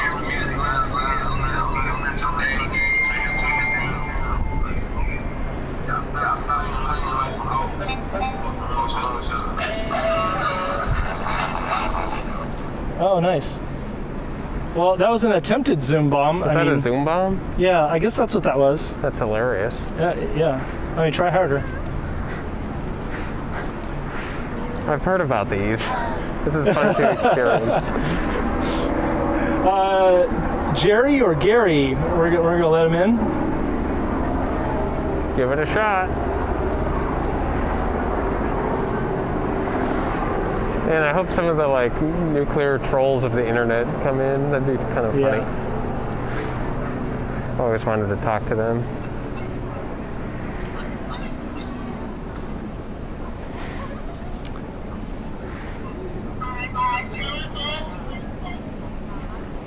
Hi, Dwayne. Are you trying to say something? Hello. Goodbye. Is that a Zoom bomb? Yeah. Amazing. I must have done something wrong with the permissions, so there's no second chances, people. If you don't have an actual question, we're going to let you go. But we have great questions. You can ask about nuclear power, nuclear weapons, nuclear medicine, nuclear anything. It's a really unique opportunity. Yeah. Yeah, Uncle Bill, thanks for checking out Horizons. Horizon Sci on Twitch had a really great interview with me. Actually, I want to get Horizon to speak with Nick. We should try to work out a schedule for that. He's a Twitch broadcaster who does, he's a professor at the University of Las Vegas. And he talks about a great number of physics problems. I think he worked with LIGO at one point, and so he's pretty familiar with Richland, Washington, and and all the stuff going on there. It was a really great talk with him, and so if we can set something up, it would be amazing. He needs a little bit of tech help with his setup. I mean, as you can see with what I've got, it's it's a challenge sometimes. But I'm pretty sure we could figure it out. Yeah, I'd be down. Nice. What is the most mind-blowing nuclear fact? The most mind-blowing nuclear fact is simply how much energy is in nuclear fuel. A handful of nuclear fuel, literally, as Carl just said, but the implication is so big. You have a kilogram of nuclear fuel has 2 million times more energy content than a kilogram of coal or gasoline or any chemical fuel or a battery. And the implications of that are just huge. So like you can power your entire life from all of your energy for your entire life with like 1.5 soda cans of nuclear fuel. That's right. I like to say that it's 11 days of the average Seattleite's landfill use. Right. It's that little. So that means you only need this very amount, you only need to mine a tiny amount of fuel to power all of humanity. So you have this tiny impact on the overall world, and you can have as much energy as you want to live the lifestyle that you choose to live. Yeah. Because energy gives us freedom. Well, and so that simple physical fact is the most unique and mind-blowing thing about nuclear. We have one more Zoom caller who's a new Zoom caller. Let's see what they have to say. It's going to be a Zoom bomb. Hello, 206 caller. You're on the air.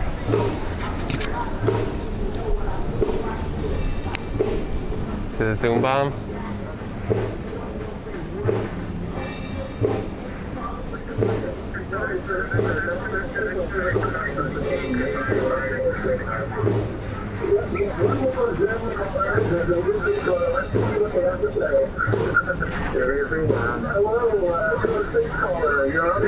Hey, I think it's me. Hello?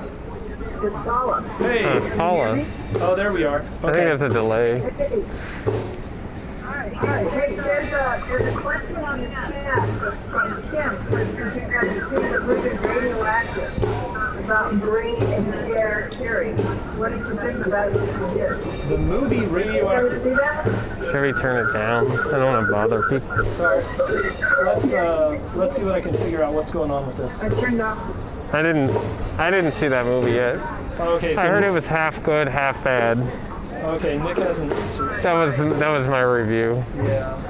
Sorry, I'm not sure where the feedback is coming up from now. Let's. It might be coming in remotely, so if you do call in, possible. Have your speakers far away from your phone. No. And we'll try to reduce that. Yeah, so Uncle Bill says, yes, Horizon Sci is the father of Twitch EDU, on educational channels on Twitch. So oh, cool. That would be great.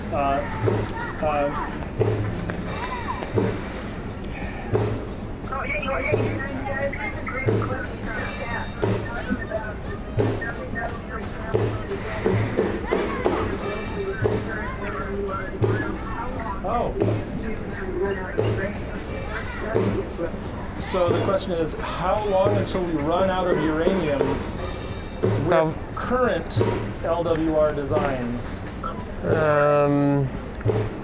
So the interesting thing about uranium is that when it starts running low, happens to any mineral. So when the mineral starts running low, the price goes up, and then more miners and prospectors go out and they tend to find more.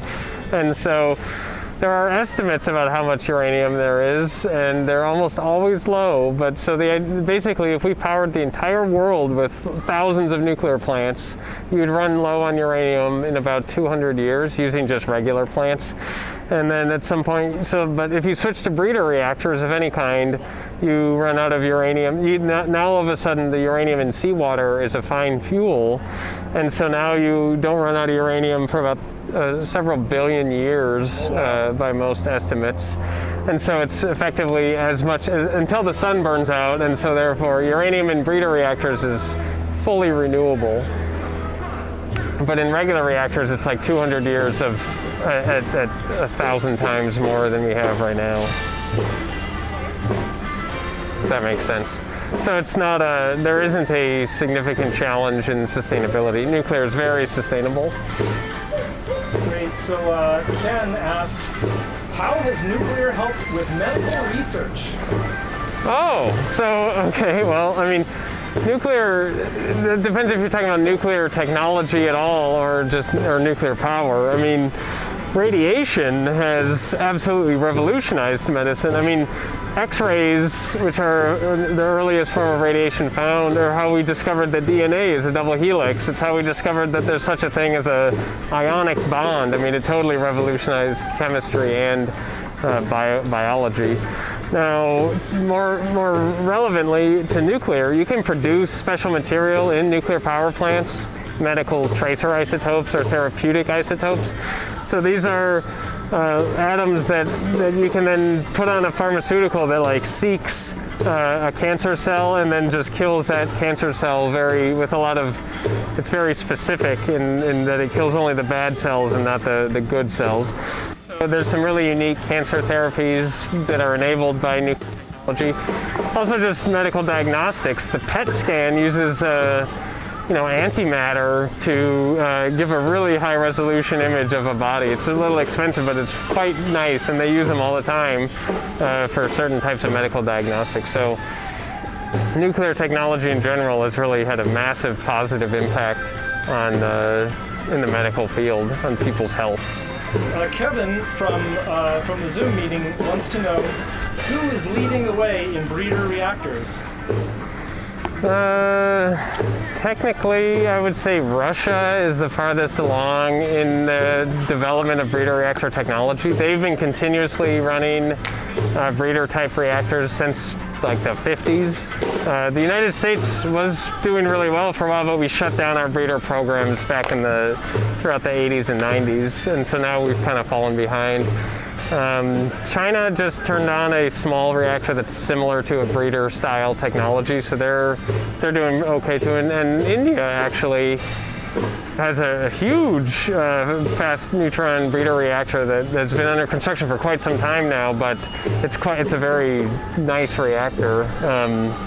So anyway, so it's India, it's China, and it's Russia are probably the leaders. That's great.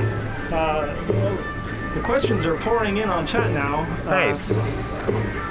Kevin Miller asks, what are the environmental impacts of uranium mining? How do they compare to the environmental impacts of lithium and cobalt battery mining? Oh, that's a pretty specific question. So Jim Conca is not on the line anymore, but he's our expert in that. But really, so uranium is generally mined through something called in situ leaching, which is when you dump a solvent down into the ground and then you pump it, and then it picks up the uranium and pulls it out in liquid form. So the actual impact of that style of mining on the environment around is very, very minimal. So uranium mining used to be relatively harmful, even though you still don't really need that much uranium compared to how much of other things you need because of the energy density. So uranium mining is pretty low impact just in general, and also again because you need 2 million times less uranium than how much lithium you would need to do a bunch of energy storage. it's not so much about how the mining technology is itself, it's how much mining you need. And nuclear just does astoundingly better than almost anything because of E equals MC squared. So that's a good question. But to do specific, head-to-heads with cobalt and lithium, you'd probably want to get a little more quantitative, which I can't do at the moment. I have to look into that more. But in general, the nuclear mining impact is a tenth or less what it is for almost anything else, just because of the energy density, including batteries and renewables. Really cool, thank you. That's man, I'm really sorry that I didn't have the perfect setup, or we would have more ability to interact on Zoom. But as you can tell, we are looping our sound through 3 devices, so it's too many. It's a little hard to have people interact when our background noise is even louder, especially. It was working for a while there. Yeah. I'm not sure what's different. It might be that I'm broadcasting back to the person calling. Maybe. That's probably the big issue. That might be it. I'll have to save that for another day. Sounds good. Good questions. That was fun. Yeah. So I don't know how much longer we're gonna stay out here. Maybe we'll close up at 2:30. What do you think about that? That's 45 minutes from now. I'm feeling good. Maybe we'll just shut down the computers and go with just one camera and talking to people and having a good time. Whatever you want.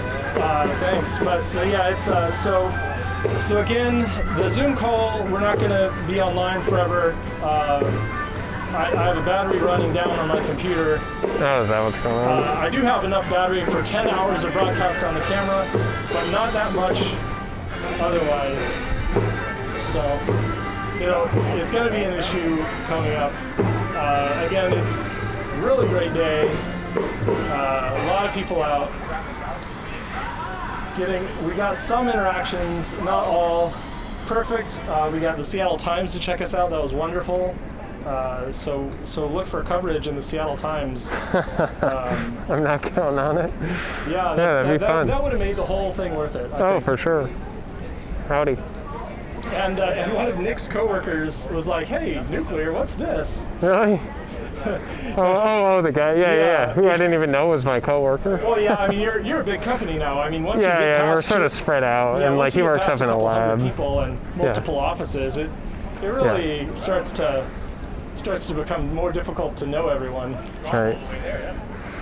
But so it's great to see so many people on Twitch checking us out, on YouTube, on the Zoom callers that have come in. We're going to be holding on to the Zoom meeting for at least another 45 minutes, as long as I can, before I have to worry about running out of battery. Oh yeah. Well, we're done at 4:30, So. We're extended hours today, right? It's the last day of the Well, a lot of people glancing at the sign, so that's good. Yeah. I love your big sign. How did you make this sign? Oh, this is great. Let me switch the camera so that chat can see. This is, it's just a yard and a half of muslin fabric. I went to Joann, I got the cheapest. Yeah. 1 yard, actually no, sorry, 2.5 yards. So Okay. 1 yard by 2.5 yards. You could unhook it and weigh that instead. I was just gonna. I think it's doing a relatively good job. Oh, good. Okay, yeah. As long as it's, you may want to bring it back out if it's, but the wind was knocking it over. Okay. Yeah. We'll pull it out a little bit. Yeah, it's 2.5 by 1 yards, and then I asked my mom to help me with the sewing machine. Oh, so that's actually sewed on? The coloring loops is? on the end are sewed. I see. It's not really hard. I would just have to, But how's the color done? The color. Well, of course, because I was in theater in high school. I know the traditional way of painting muslin is you find acrylic paint and you just lay it on thick enough that it. And black is, of course, one of the best colors because it will stick out really, really boldly. So I made this one for nuclear, and another one for solidarity with the protesters in Hong Kong. Oh, wow. It's a really nice sign. I love it. Sorry, I just had to grab this sandwich. Yeah, it's time. You gotta keep your energy up, and I'll try to. We don't need to have a social eating stream unless you want to.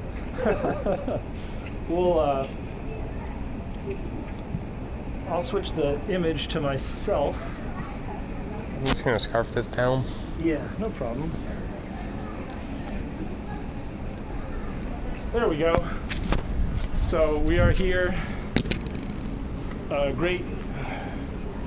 Great time in Seattle, out in public, talking to people about nuclear energy, about the 5% of our state electricity that comes from nuclear.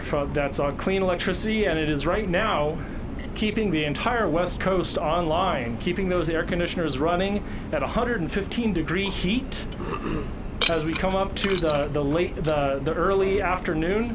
It is sort of those ACs are going to start coming on, and we really have deep thoughts for everyone who's suffering through this heat wave. And wouldn't it be terrible if we were short 2 gigawatts of power right now? If we had 2 gigawatts less power, how many people would be in darkness? How many people would not be able to keep their family safe and cool in this 115-degree heat wave? That would be pretty terrible, and that's the future that we're looking at when we talk about shutting down existing safe and clean nuclear power plants. So that's my mission here. That's why I'm standing up for nuclear. We need all the tools we can get. We need to talk to our city and state officials about the energy sources, the choices we make. And I want to make one little pitch about the specific politics of Seattle.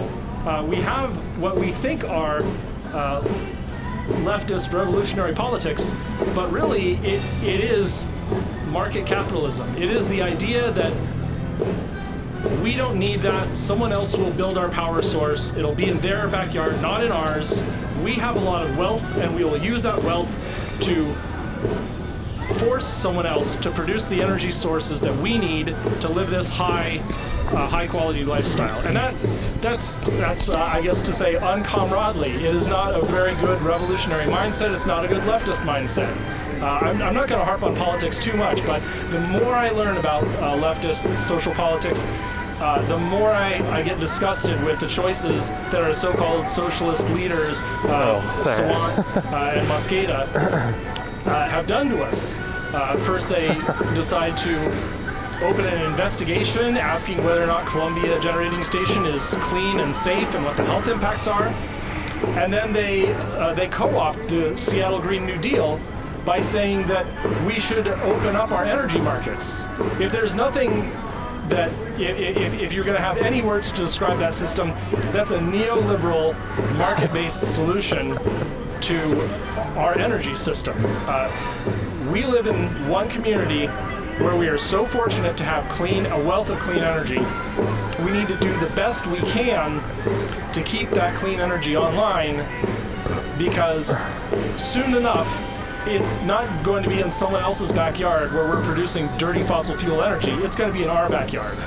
And if we don't realize that, if we don't protect this resource by putting a social price on carbon, by pulling forward the deadline on Washington's clean electricity laws, if we don't work on joining the energy imbalance markets, pricing on carbon, at least accounting for carbon pricing, which we're not doing yet, then we'll be in a lot of trouble.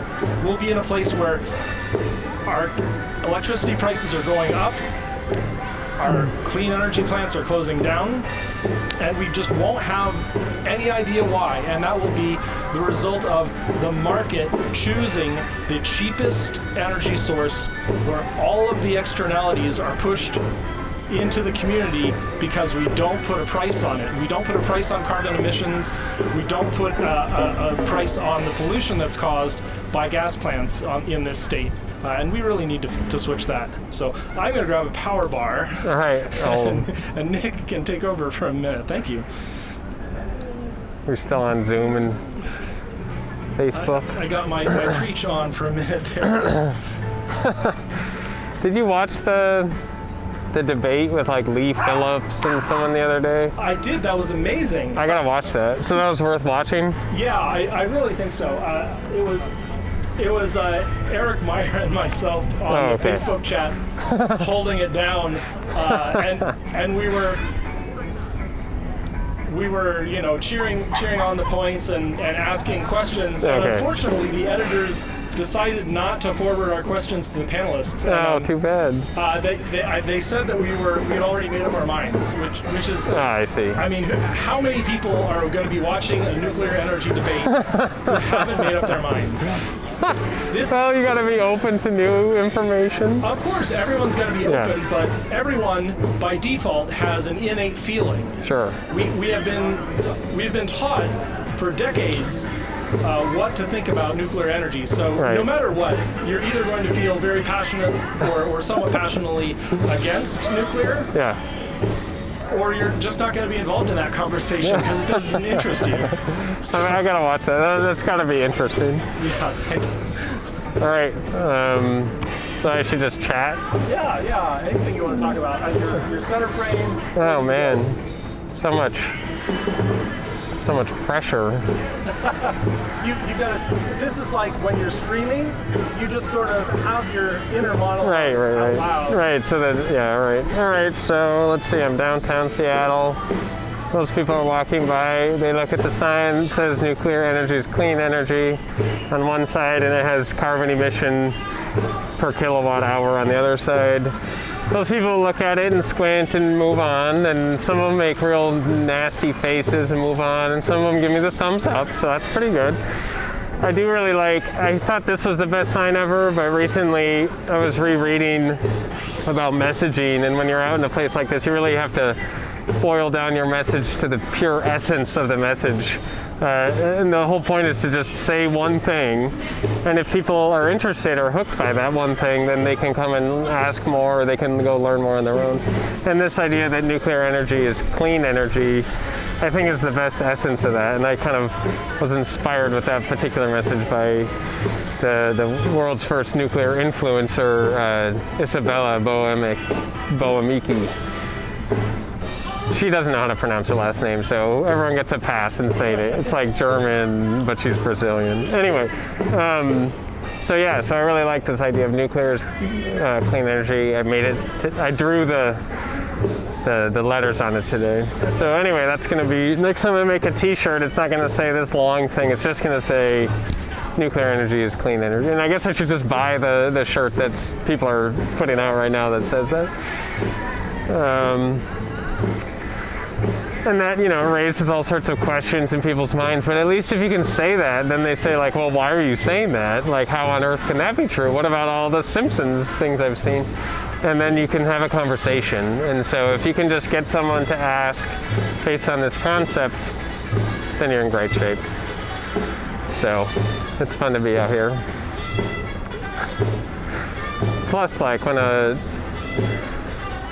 you get a family who walks by and there's somebody who just learned how to read, they can read this sign, but they aren't going to be able to read. They don't know what this means. So anyway, got to reach the kids. In a place like this, it only makes sense.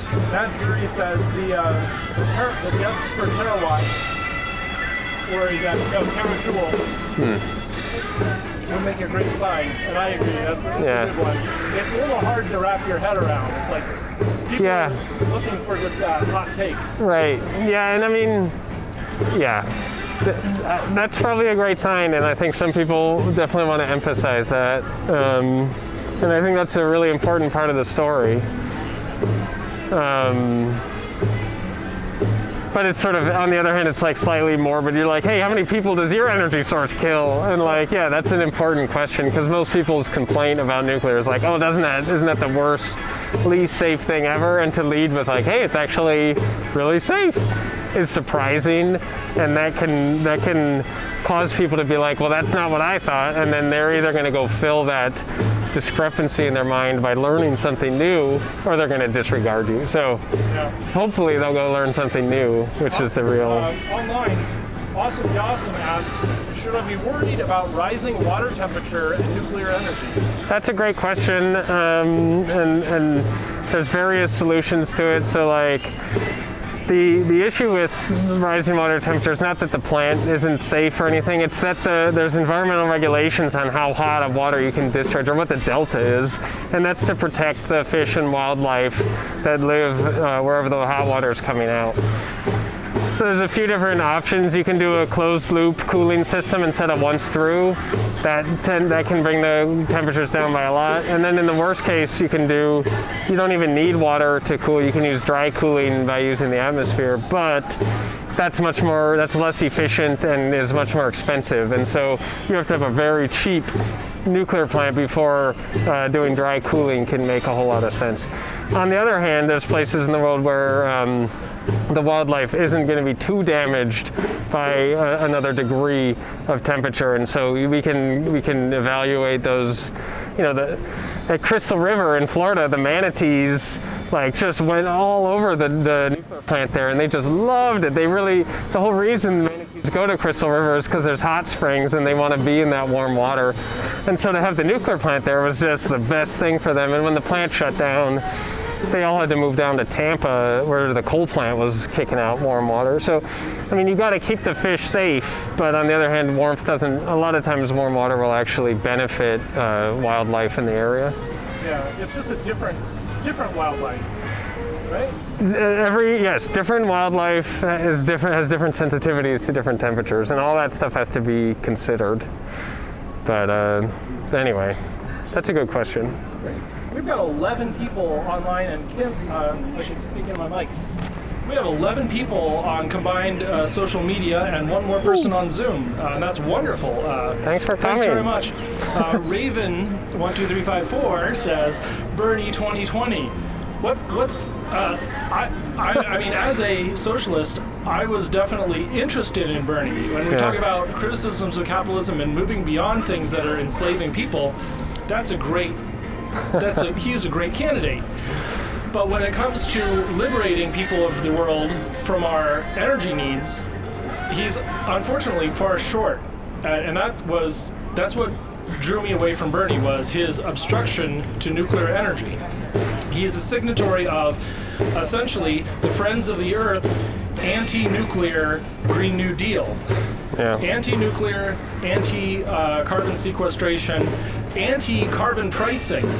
So, in other words, the only way to fix our climate is to overthrow capitalism first and then save all the people. That's not praxis. That's bad praxis. That's putting our climate and the lives of our comrades behind the revolution. That's basically being a tankie. That's saying that we can't be saved until there are tanks rolling in and crushing the homes and dismantling capitalism. So I'm sorry, but I think Bernie might be a tankie. I yield at least to when it comes Carl to on energy. that one. That's hilarious. Good point. Hot take, I know. No, that's great. I love it.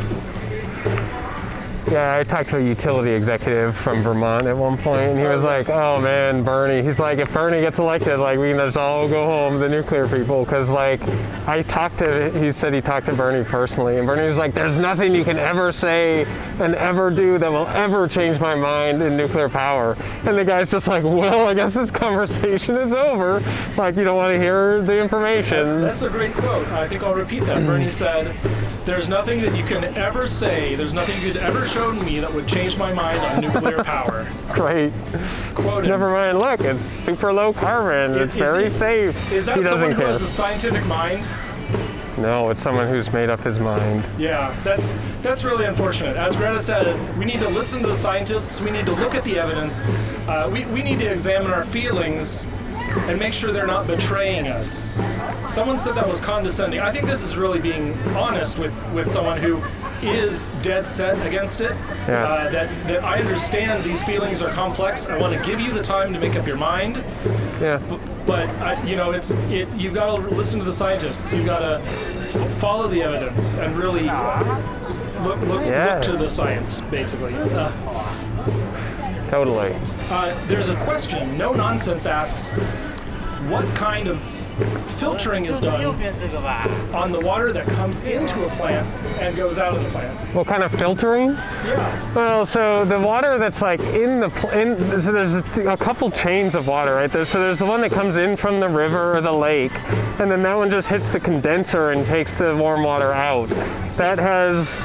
They have like big grates on those, and then like there's problems happen. Like sometimes jellyfish roll in and they clog that inlet, and you got to send people out there to like shovel the jellyfish out. Sometimes ice, in places where there's ice, like ice will get messed up, and then it can like mess up the inlets. So there's a variety of different things in the inlet and the pump houses there. But then that's just passing the water past this condenser, and then there's another loop of coolant which is going into the reactor itself where the radiation is, and that's a closed system, and that has all sorts of water chemistry control and purification. That's highly demineralized, very pristine, pure water that goes in and out of the core. And then if the fuel breaks something off, then something radioactive gets in there. That also keeps the radiation in that loop rather than putting it in the loop that's going back out to the river. So it has to be really highly purified. Yeah. I think someone told me once that the worst thing that you could think of doing about drinking reactor water would be that it would suck the minerals out of your body. Because it was so purified, you would... Well, it depends exactly which water you're using. Some reactors have a bunch of boric acid dissolved in the water as well, and you wouldn't want to, so like a pressurized water reactor. Is that a neutron moderator or a poison? It's an absorber. Okay. Yeah, they use it they slowly dilute it as the fuel starts burning out. You take some of the boron out, and the reactor stays critical, even as the fuel's burning out. Oh, wow, that's amazing. So that's basically it's a control. A process to use to control so that you don't have to sort of constantly adjust your control rods. You just change the chemical link up in the water. Yep. It's almost like a liquid reactor when we think about the weird ways that a liquid advanced reactor would work. Yeah. Well, it's sort of so like you can't put too much in it, because if you have too much neutron poison in your coolant, and then your coolant goes away, then you're actually removing neutron poison, inserting reactivity. So there's very strict limits to make sure that effect can never overpower the negative reactivity effects. Anyway, Kim, that's in the weeds. Actually, now I remember, Kim, I think you were involved in the Yang campaign. It's awesome to hear from you again. Oh, okay. Making that connection, yeah. Kim says Yang 2024, and certainly anyone in office who wants to make advanced reactors happen is oh man, probably better than the alternative. I really loved the stuff Andrew Yang was saying about nuclear through his campaign. That was unique. The Democrat debate, you don't usually hear that kind of talk. That was really interesting and nice. And I loved doing the talk with that she was involved in. That was amazing. It was the previous iteration of the setup that you see right now. I think I'm doing a better job now. In fact, I got the audio round tripping to kind of work. But Nick and I had a great chat with the Yang campaign, with the local volunteers, and so Kim has a specific question now. Okay. Did Washington previously have a higher percentage of nuclear energy? Not recently. Maybe a tiny bit, just based on we've only ever had the one. Commercially, we've only ever had the one plant on the Hanford site. We were going to have many more. We were going to get these the other big reactors, but on the other hand, through history, Washington State had the first high-power reactor in the history of humankind, which was not for making electricity. That was a plutonium production reactor for fighting Nazis, of course, down at the Hanford. Was any part of the Hanford site, was that ever producing electricity? Oh, actually, yeah. No, you're right. The N reactor was a dual-purpose reactor. It made plutonium and commercial electricity, and so the question is like, How much? Where was Columbia when the N reactor was on? And so N reactor was definitely on, like in 1986 when Chernobyl happened, because there was a bunch of scrutiny. Because there's like some relation in design, still different, but those reactors have some similarities. Yeah.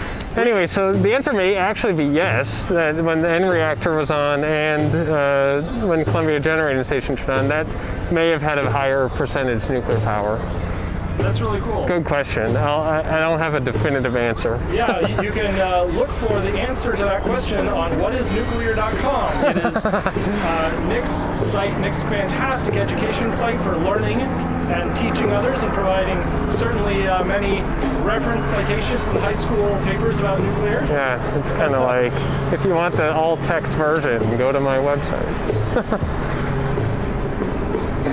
Yeah, so yeah, chat's doing great. It's calming down a little bit. Okay. Thanks so much, everyone, for checking us out. We're enjoying the wonderful weather in Seattle, Washington.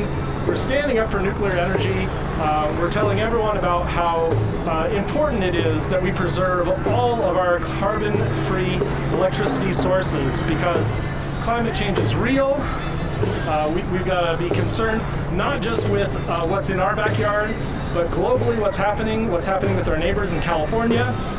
They are being asked to turn off their AC right now in the middle of 115 degree.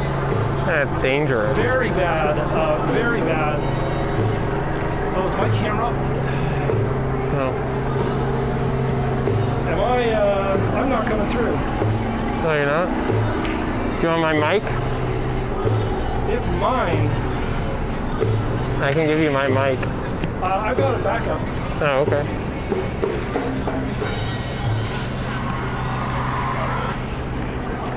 Yeah, I'm gonna.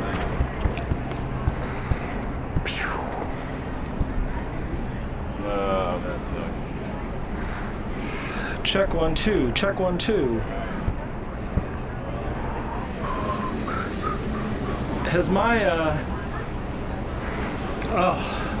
I've been a fool this whole time. Yeah, I have been speaking into a microphone that. No, that's not it.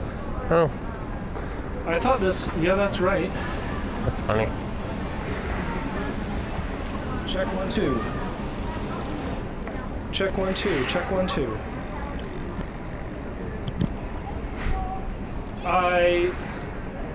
I guess I need a new XLR cable now. Oh yeah, those are tough. Yeah, I've used and abused my XLR cable, so it's not working anymore. Nice. Yeah, I will put on the other. Here, just take mine. I'm not talking. Okay, here. It's an easy grab. Easy grab. Oh, there's plenty of, yeah. I think I can get you with this boom mic. Yeah, so it's a great day. We're standing up for nuclear. We're telling everyone about our clean electricity, and unfortunately how Californians are being asked to turn off their air conditioning in the middle of a 115 degree heat wave. Now, what's the answer going to be if we were down another 2 gigawatts? Or actually, is Diablo Canyon is itself 2, right? I forget. That sounds right. Yeah, it's got two. It's got 2 reactors there, and we've got 1. So if we were down another 3 gigawatts or so, how bad would that be? How terrible would it be to be missing 3 gigawatts of clean electricity when the only replacement we have right now is coal and gas? You know, we can put together as much wind and solar as we possibly can. There's no question that we are going nearly as fast as possible with wind and solar, but it's just not there. When 6 p.m. rolls around and everyone turns on their air conditioner and plugs in their Tesla.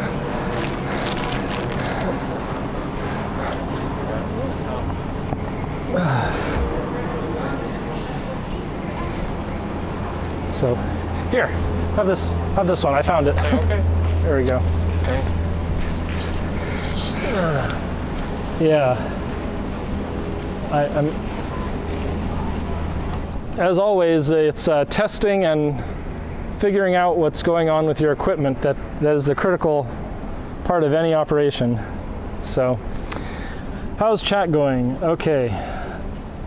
Crested Puffin, thanks for the shout out to whatisnuclear.com. He went ahead and posted that in chat for everyone. Oh, thanks. Yes. Started that in 2006 with a couple other engineering colleagues back at University of Michigan. Wow. It's been chugging along for a long time.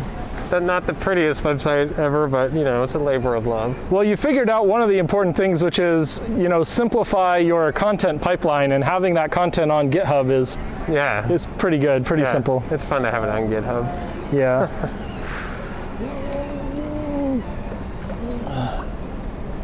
What is my battery condition? I am. Howdy. Hey. We're not from here, and we're trying to find a bathroom.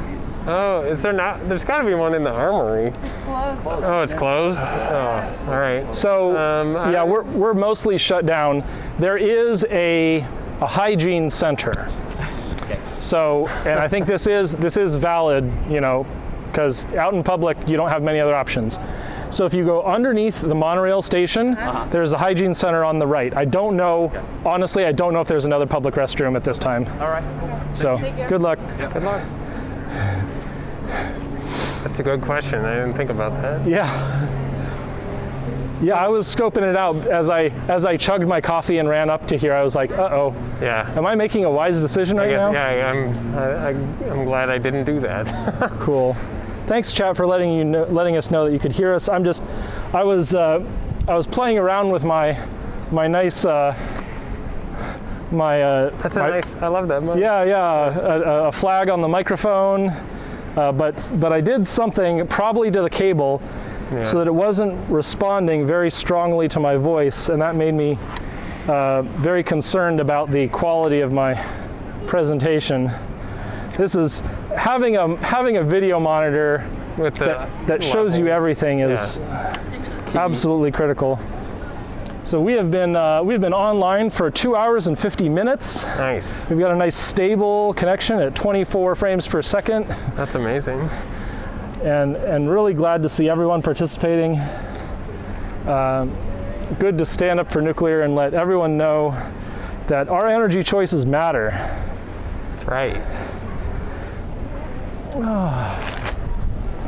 Yeah, I need better signs. I feel like we should be just standing out on corners a little bit more often in Seattle. Yeah, I think in COVID times there aren't that many people walking by anyway. Yeah.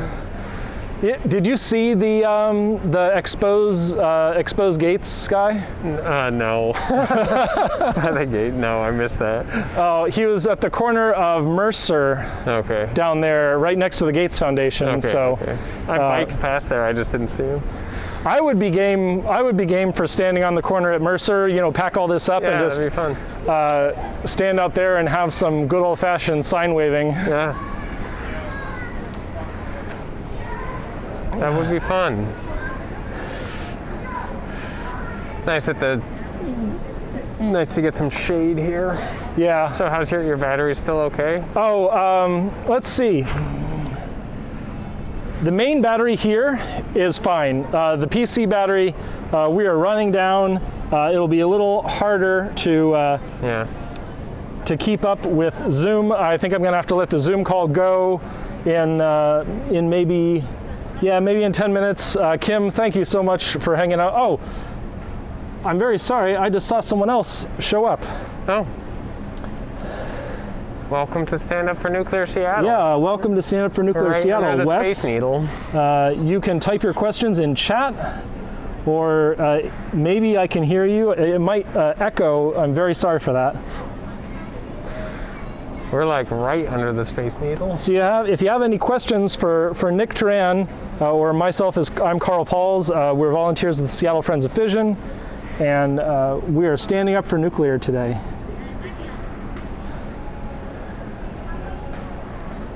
Yeah.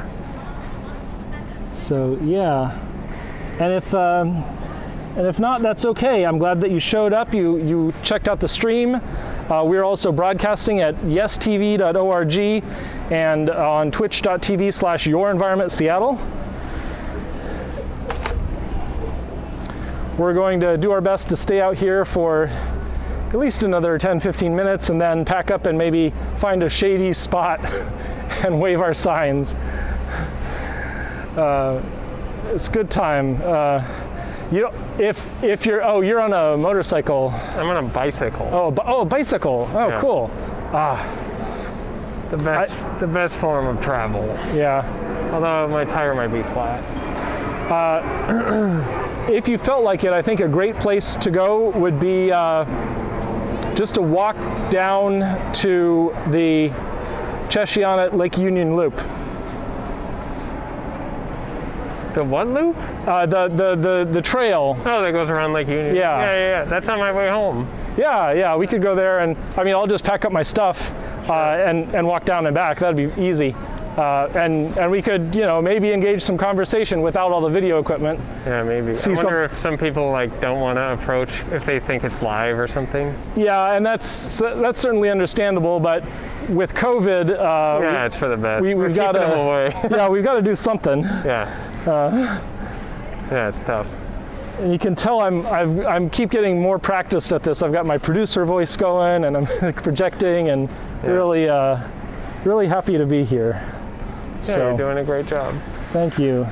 Thanks everyone for, I need more snacks. Oh, Kim said that she would be here if not for the COVID lockdown. Thank you so much, Kim.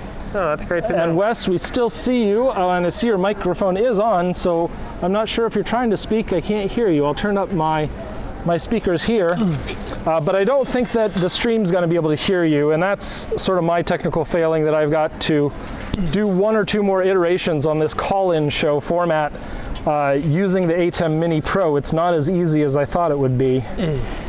It kind of works, but there's a few wrinkles.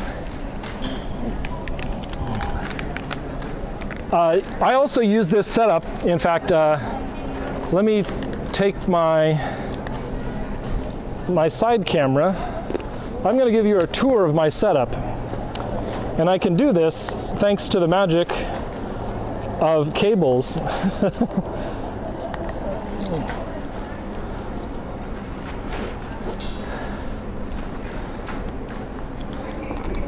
So I'm going to unhook my GoPro. Oh, damn. Battery's dead. And so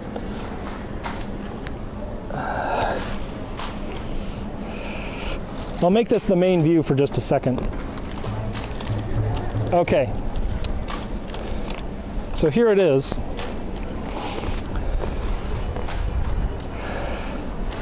There's my ATEM Mini Pro rig, and a router, and a battery, and still 2 pips left on that battery. And all the connectivity that I could want plugged into my laptop. Oh, battery's running low. And I've got a video monitor and the camera. And then we can fly in and dock with the camera again. And we've got our wide angle shot that I can put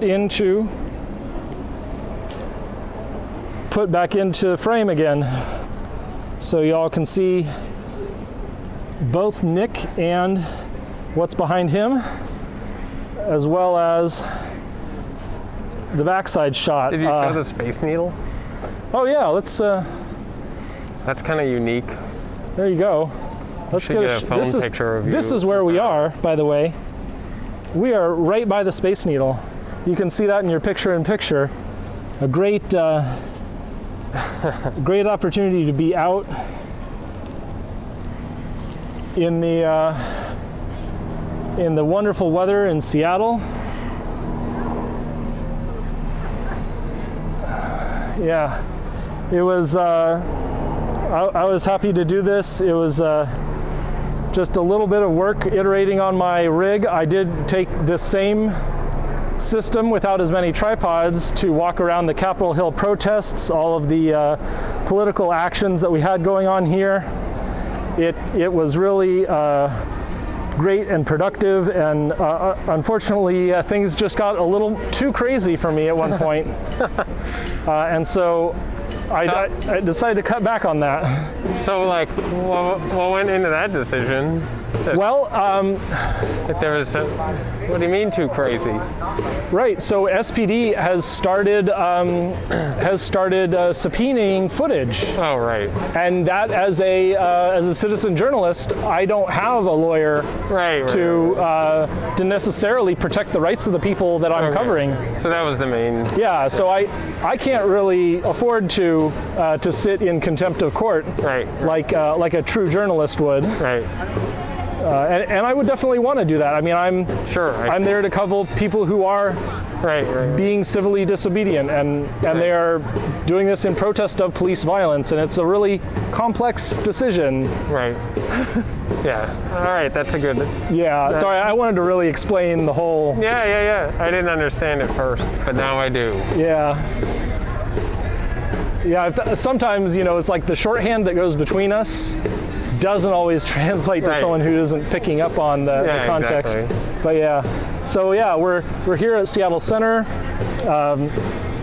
Technically, I'm not supposed to say that. Sorry, city, but No. free speech, yo, right? That's a great shot. Can I record? Yeah, I love the Space Needle views. Yeah, it's our camera in frame, or our the Space Needle in frame with the sign and all that. I'm really excited for Seattle Times coverage. I hope that I'm good too. I hope that we get Sunday A1.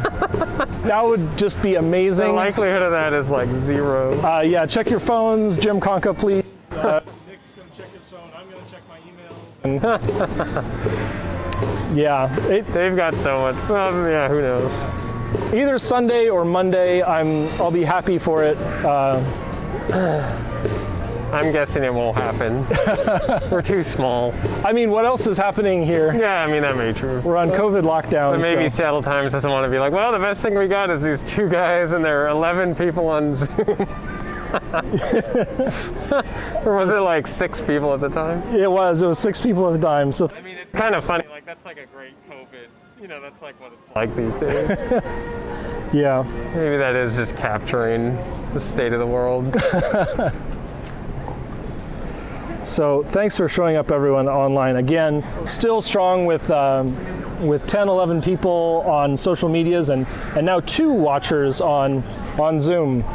So,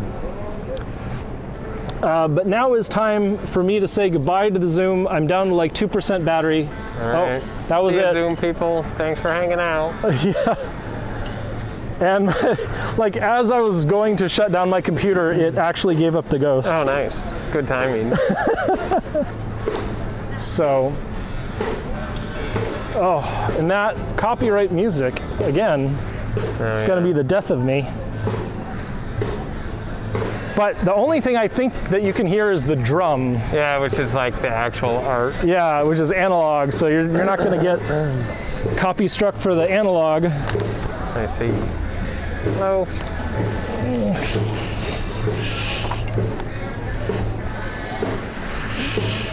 Oh, yeah.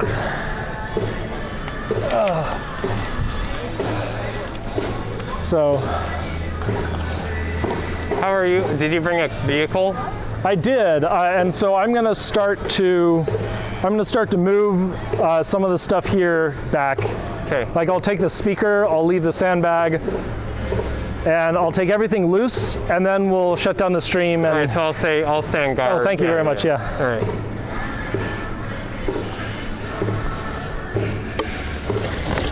I can get more snacks.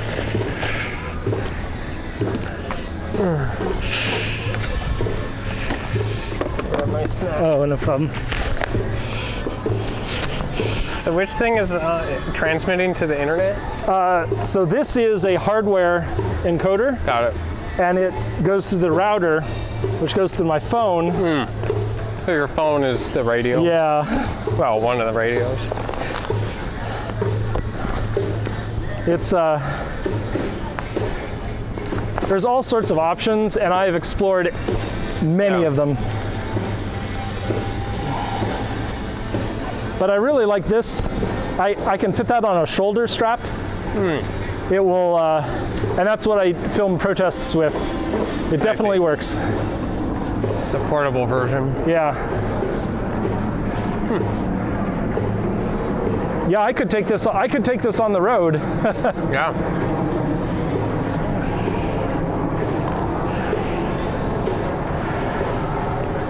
But I do like the idea of finding people who just want to talk as well. Yeah. But I mean, yeah, we got to deal with online world these days. Yeah. So I'm happy to improvise. Yeah.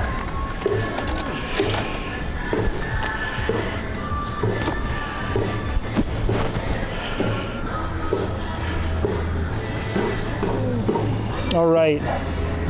Video monitor, we're going to say goodbye.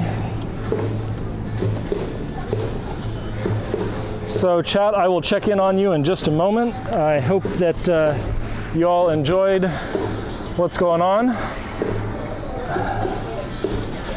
Hi, chat. They're leaving? Well, I mean, we're going. We're not going to be able to look at the chat. Yeah, we're not responding right now in case there are questions. But I should just be talking, but I'm too camera shy.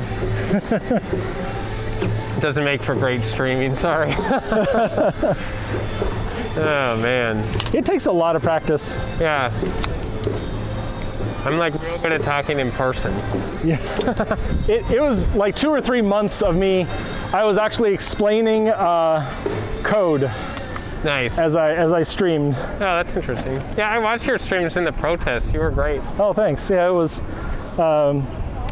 My early stream career back in 2014, 2015, as I was working from home and mainlining Gordon McDowell's videos. Oh yeah. That's when it all began. That is when it began. I don't think I've ever talked to him, but I've interacted with him enough. He seems like a cool guy. He is. He's, super quiet. Good guy. Just because he had a lot to do, like he was the amplification behind Kirk Sorensen's talks, right? Oh yeah. Like Kirk Sorensen did the talks, and he sort of like got it everywhere. I mean, the other guy. And he has this this ability to produce videos, and he always brings like 5 cameras. Okay. And it is incredibly engaging to the YouTube audience, and I'm so thankful that he's out there. He's Canadian? Yeah. He must be close enough to the University of Calgary that he talks to Jason Donovan quite a bit, I think. Or at least has the chance to interview with him. Actually, I don't, but Carl said he thinks there's maybe one under the monorail station, but it's not a sure thing. Sorry. Another public restroom question? Yep. Yeah, we should know that. We could be much more helpful if we said, like, ask us about the area or nuclear power. Yeah. then people would have more of a reason to come chat.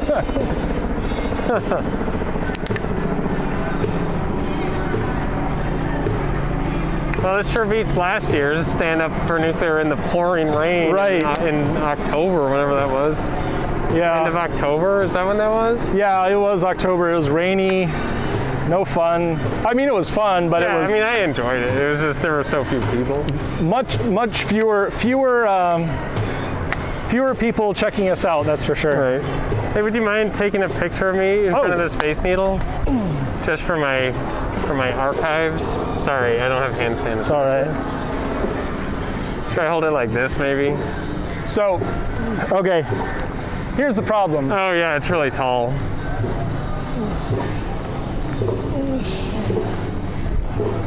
Yeah.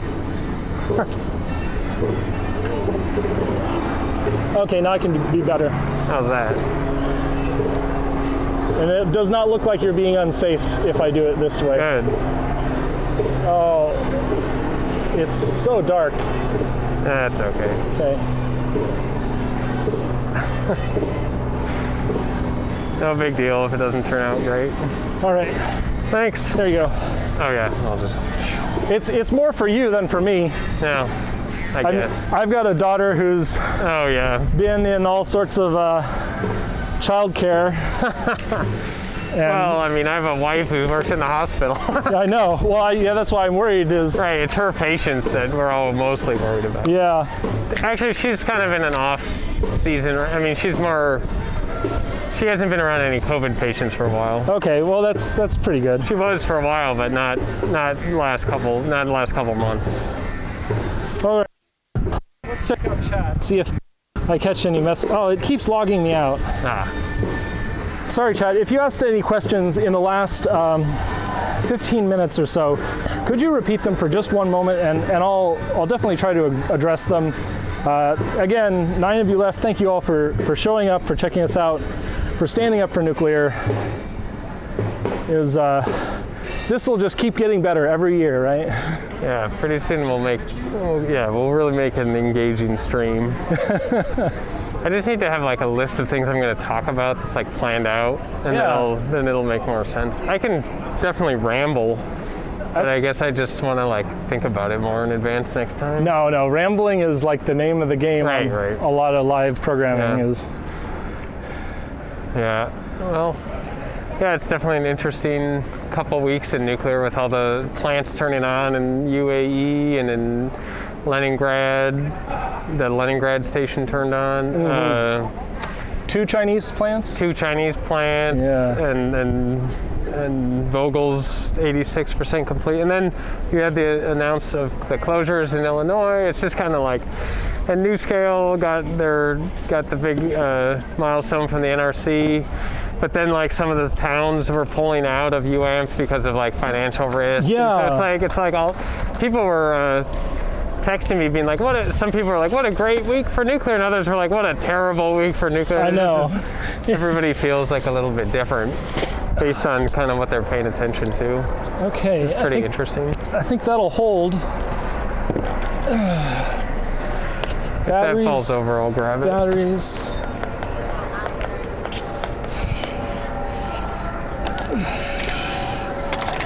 I even bought a backup transmitter because I was worried it was failing, but it held up. Oh, good.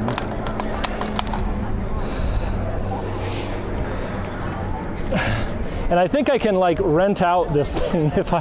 Yeah, you probably could. That's like a service nowadays. Yeah, this would be a business plan, right? Yeah, that's not a bad backup.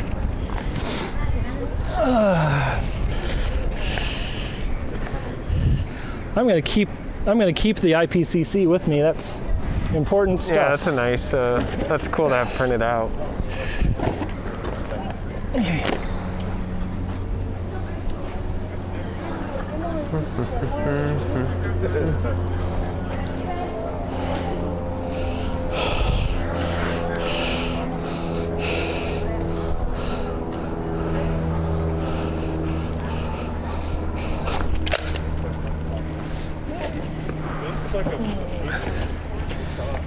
Yeah.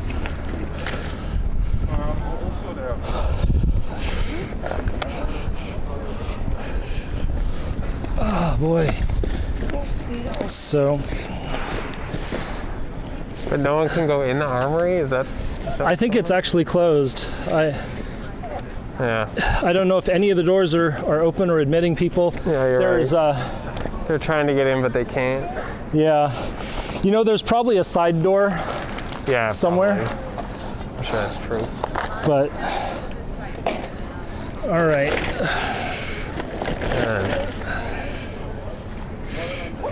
So.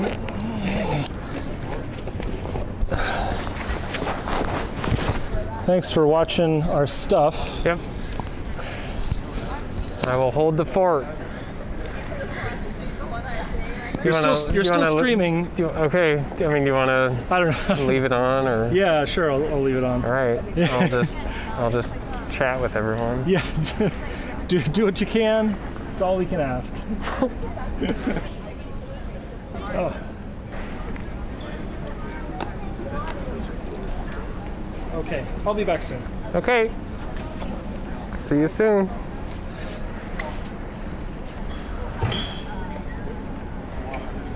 I'll just hang out at this garbage can by the Space Needle.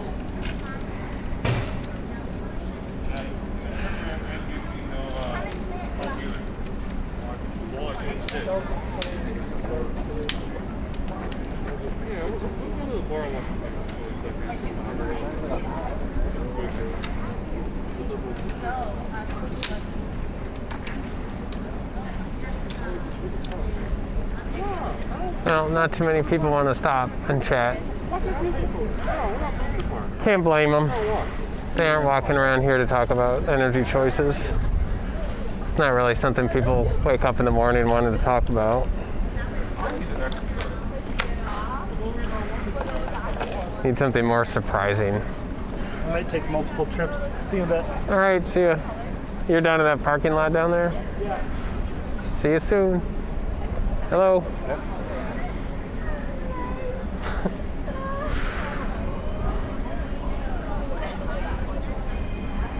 Well, I guess I'm streaming now. It's just me. How's everyone doing? I can't interact with you in any way, so sorry. But I am excited that people are doing this Stand Up for Nuclear event. I always feel like it's good to get out there and just hold a sign. I've heard so many stories where people are like, yeah, I was walking along and I saw a sign that said, whatever, and they're like, oh, I never thought about that. And then just a sign sometimes can kick off a thought process that can be, that can really change someone's opinion on something, which is pretty interesting. So, yeah, so I enjoy being out here. I definitely feel like it's better to just have conversations with people, but if they aren't coming because your sign isn't good enough, or you don't look friendly enough, or maybe they don't like cameras and they don't want to be on camera, then I guess a sign is what it's going to be. I definitely feel like we've had fewer people engaging in conversations than usual. Like if you're just standing there with the sign, in general, 1 out of, 10 people will stop and chat with you about something. But today it's been a lot less than that. Possibly because we have a fairly elaborate camera setup. But hey, in COVID times, more people are going to be on the online stream than in person anyway. So as long as we can interact, I guess it's fine. It does feel kind of crazy to just be standing here talking to this camera, but I guess these days, again, no big deal. Yeah, so you can and then Hi.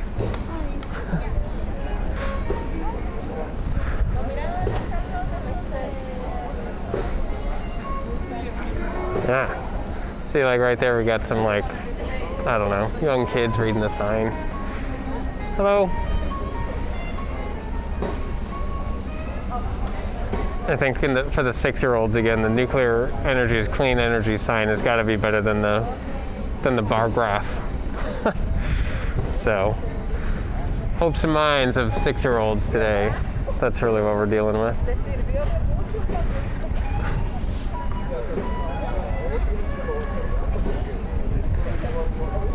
Not too busy down here. Definitely not a normal summer,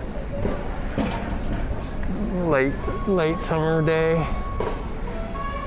Well, I see an elevator going up the Space Needle. I hadn't really been seeing those. I'm not sure if they're totally closed or if they got some people up there. Oh, there are some people up there. All right, I guess the Space Needle's at least partially back open. Well, that's good to know. Hello.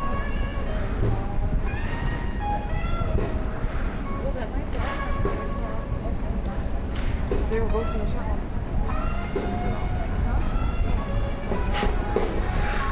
Definitely some inquisitive looks, but keeping on, keeping on.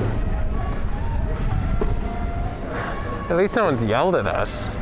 That happens somewhat regularly. Honestly, it's like entertaining. I almost like getting yelled at. Not that I'm a glutton for punishment, but it just makes a scene.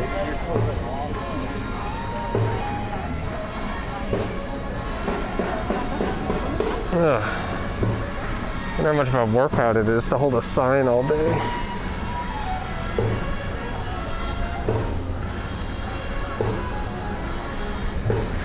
Yeah, so I kind of feel like if I sit down with someone and they start asking about nuclear power and they're skeptical but they really want to hear more, I feel like 15 minutes, you can have a great conversation, really get someone to seriously reconsider even deep standing opposition to nuclear, but how to make that scale, because nobody cares about, it's not something you do in your leisure time.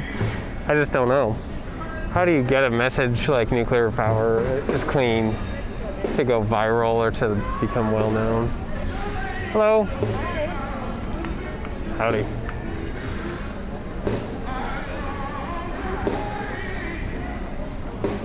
I don't know if this helps. Probably doesn't hurt.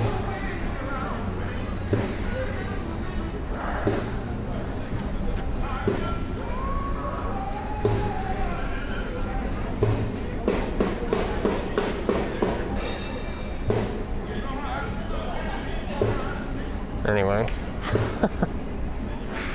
there's some nice blues going on up there.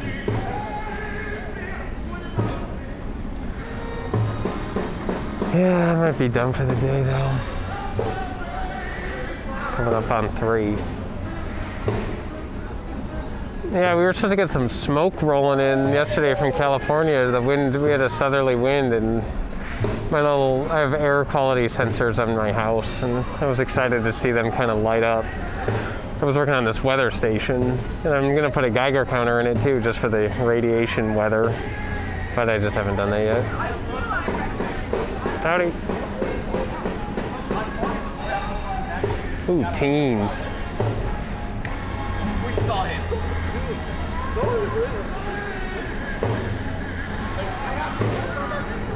Can't even get the teens in. They should be stream friendly. Maybe the old white guy in a hat with a sign, not that interesting. Plus, is my sign like, it probably needs thicker letters, like more bold and spread out. I don't know if this is really easy to read. You can read it, but it just takes some effort. Although maybe that's kind of like part of the joy of it. It's like a magic eye. You gotta like stare at it for a while before you see what it says. You know, makes a entertainment out of it.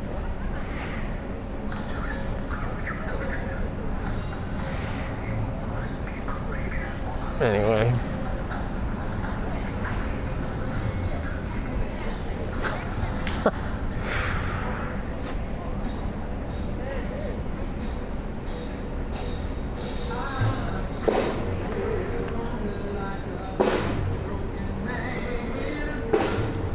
Oh, that's Carl.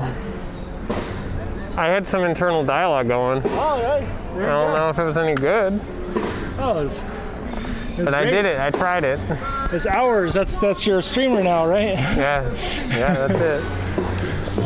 All right, well, you want to wrap it up? Yeah, let's sign off. Thanks, everyone. Stand up for nuclear. Hope you had an okay time. Yeah, Mark said as long as it doesn't suck, and I think at least the first 3 hours were not terrible. I mean, even if it does suck, then people just sign off and then like no harm done. But we did it. We stood up for nuclear, even in COVID lockdown, even with the restrictions that the city put on us. We had, every obstacle in our way. And we made a few points of contact. We talked to Seattle Times.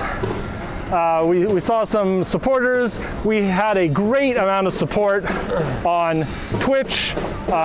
We had a great contributions from many of our existing Facebook followers. So thank you so much.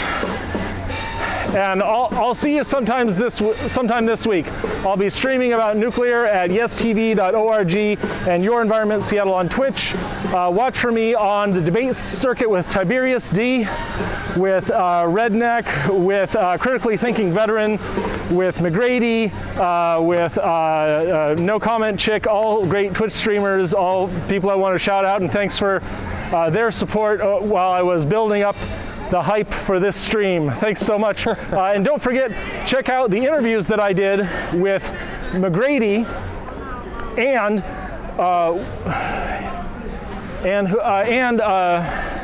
one more. Oh, chat, I know you're yelling at me. McGrady and the guy from UNLV. and I didn't eat soon enough, so my brain's failing now. But I'll post it again. I'll post rehosts and rehashes of those interviews. Thanks very much for checking us out. We've stood up for nuclear, and now we're handing it off to the 39 other cities throughout the world that are standing up for nuclear. Go ahead and check out standupfornuclear.com. Check out all of those folks supporting our clean energy source, because nuclear energy is clean energy.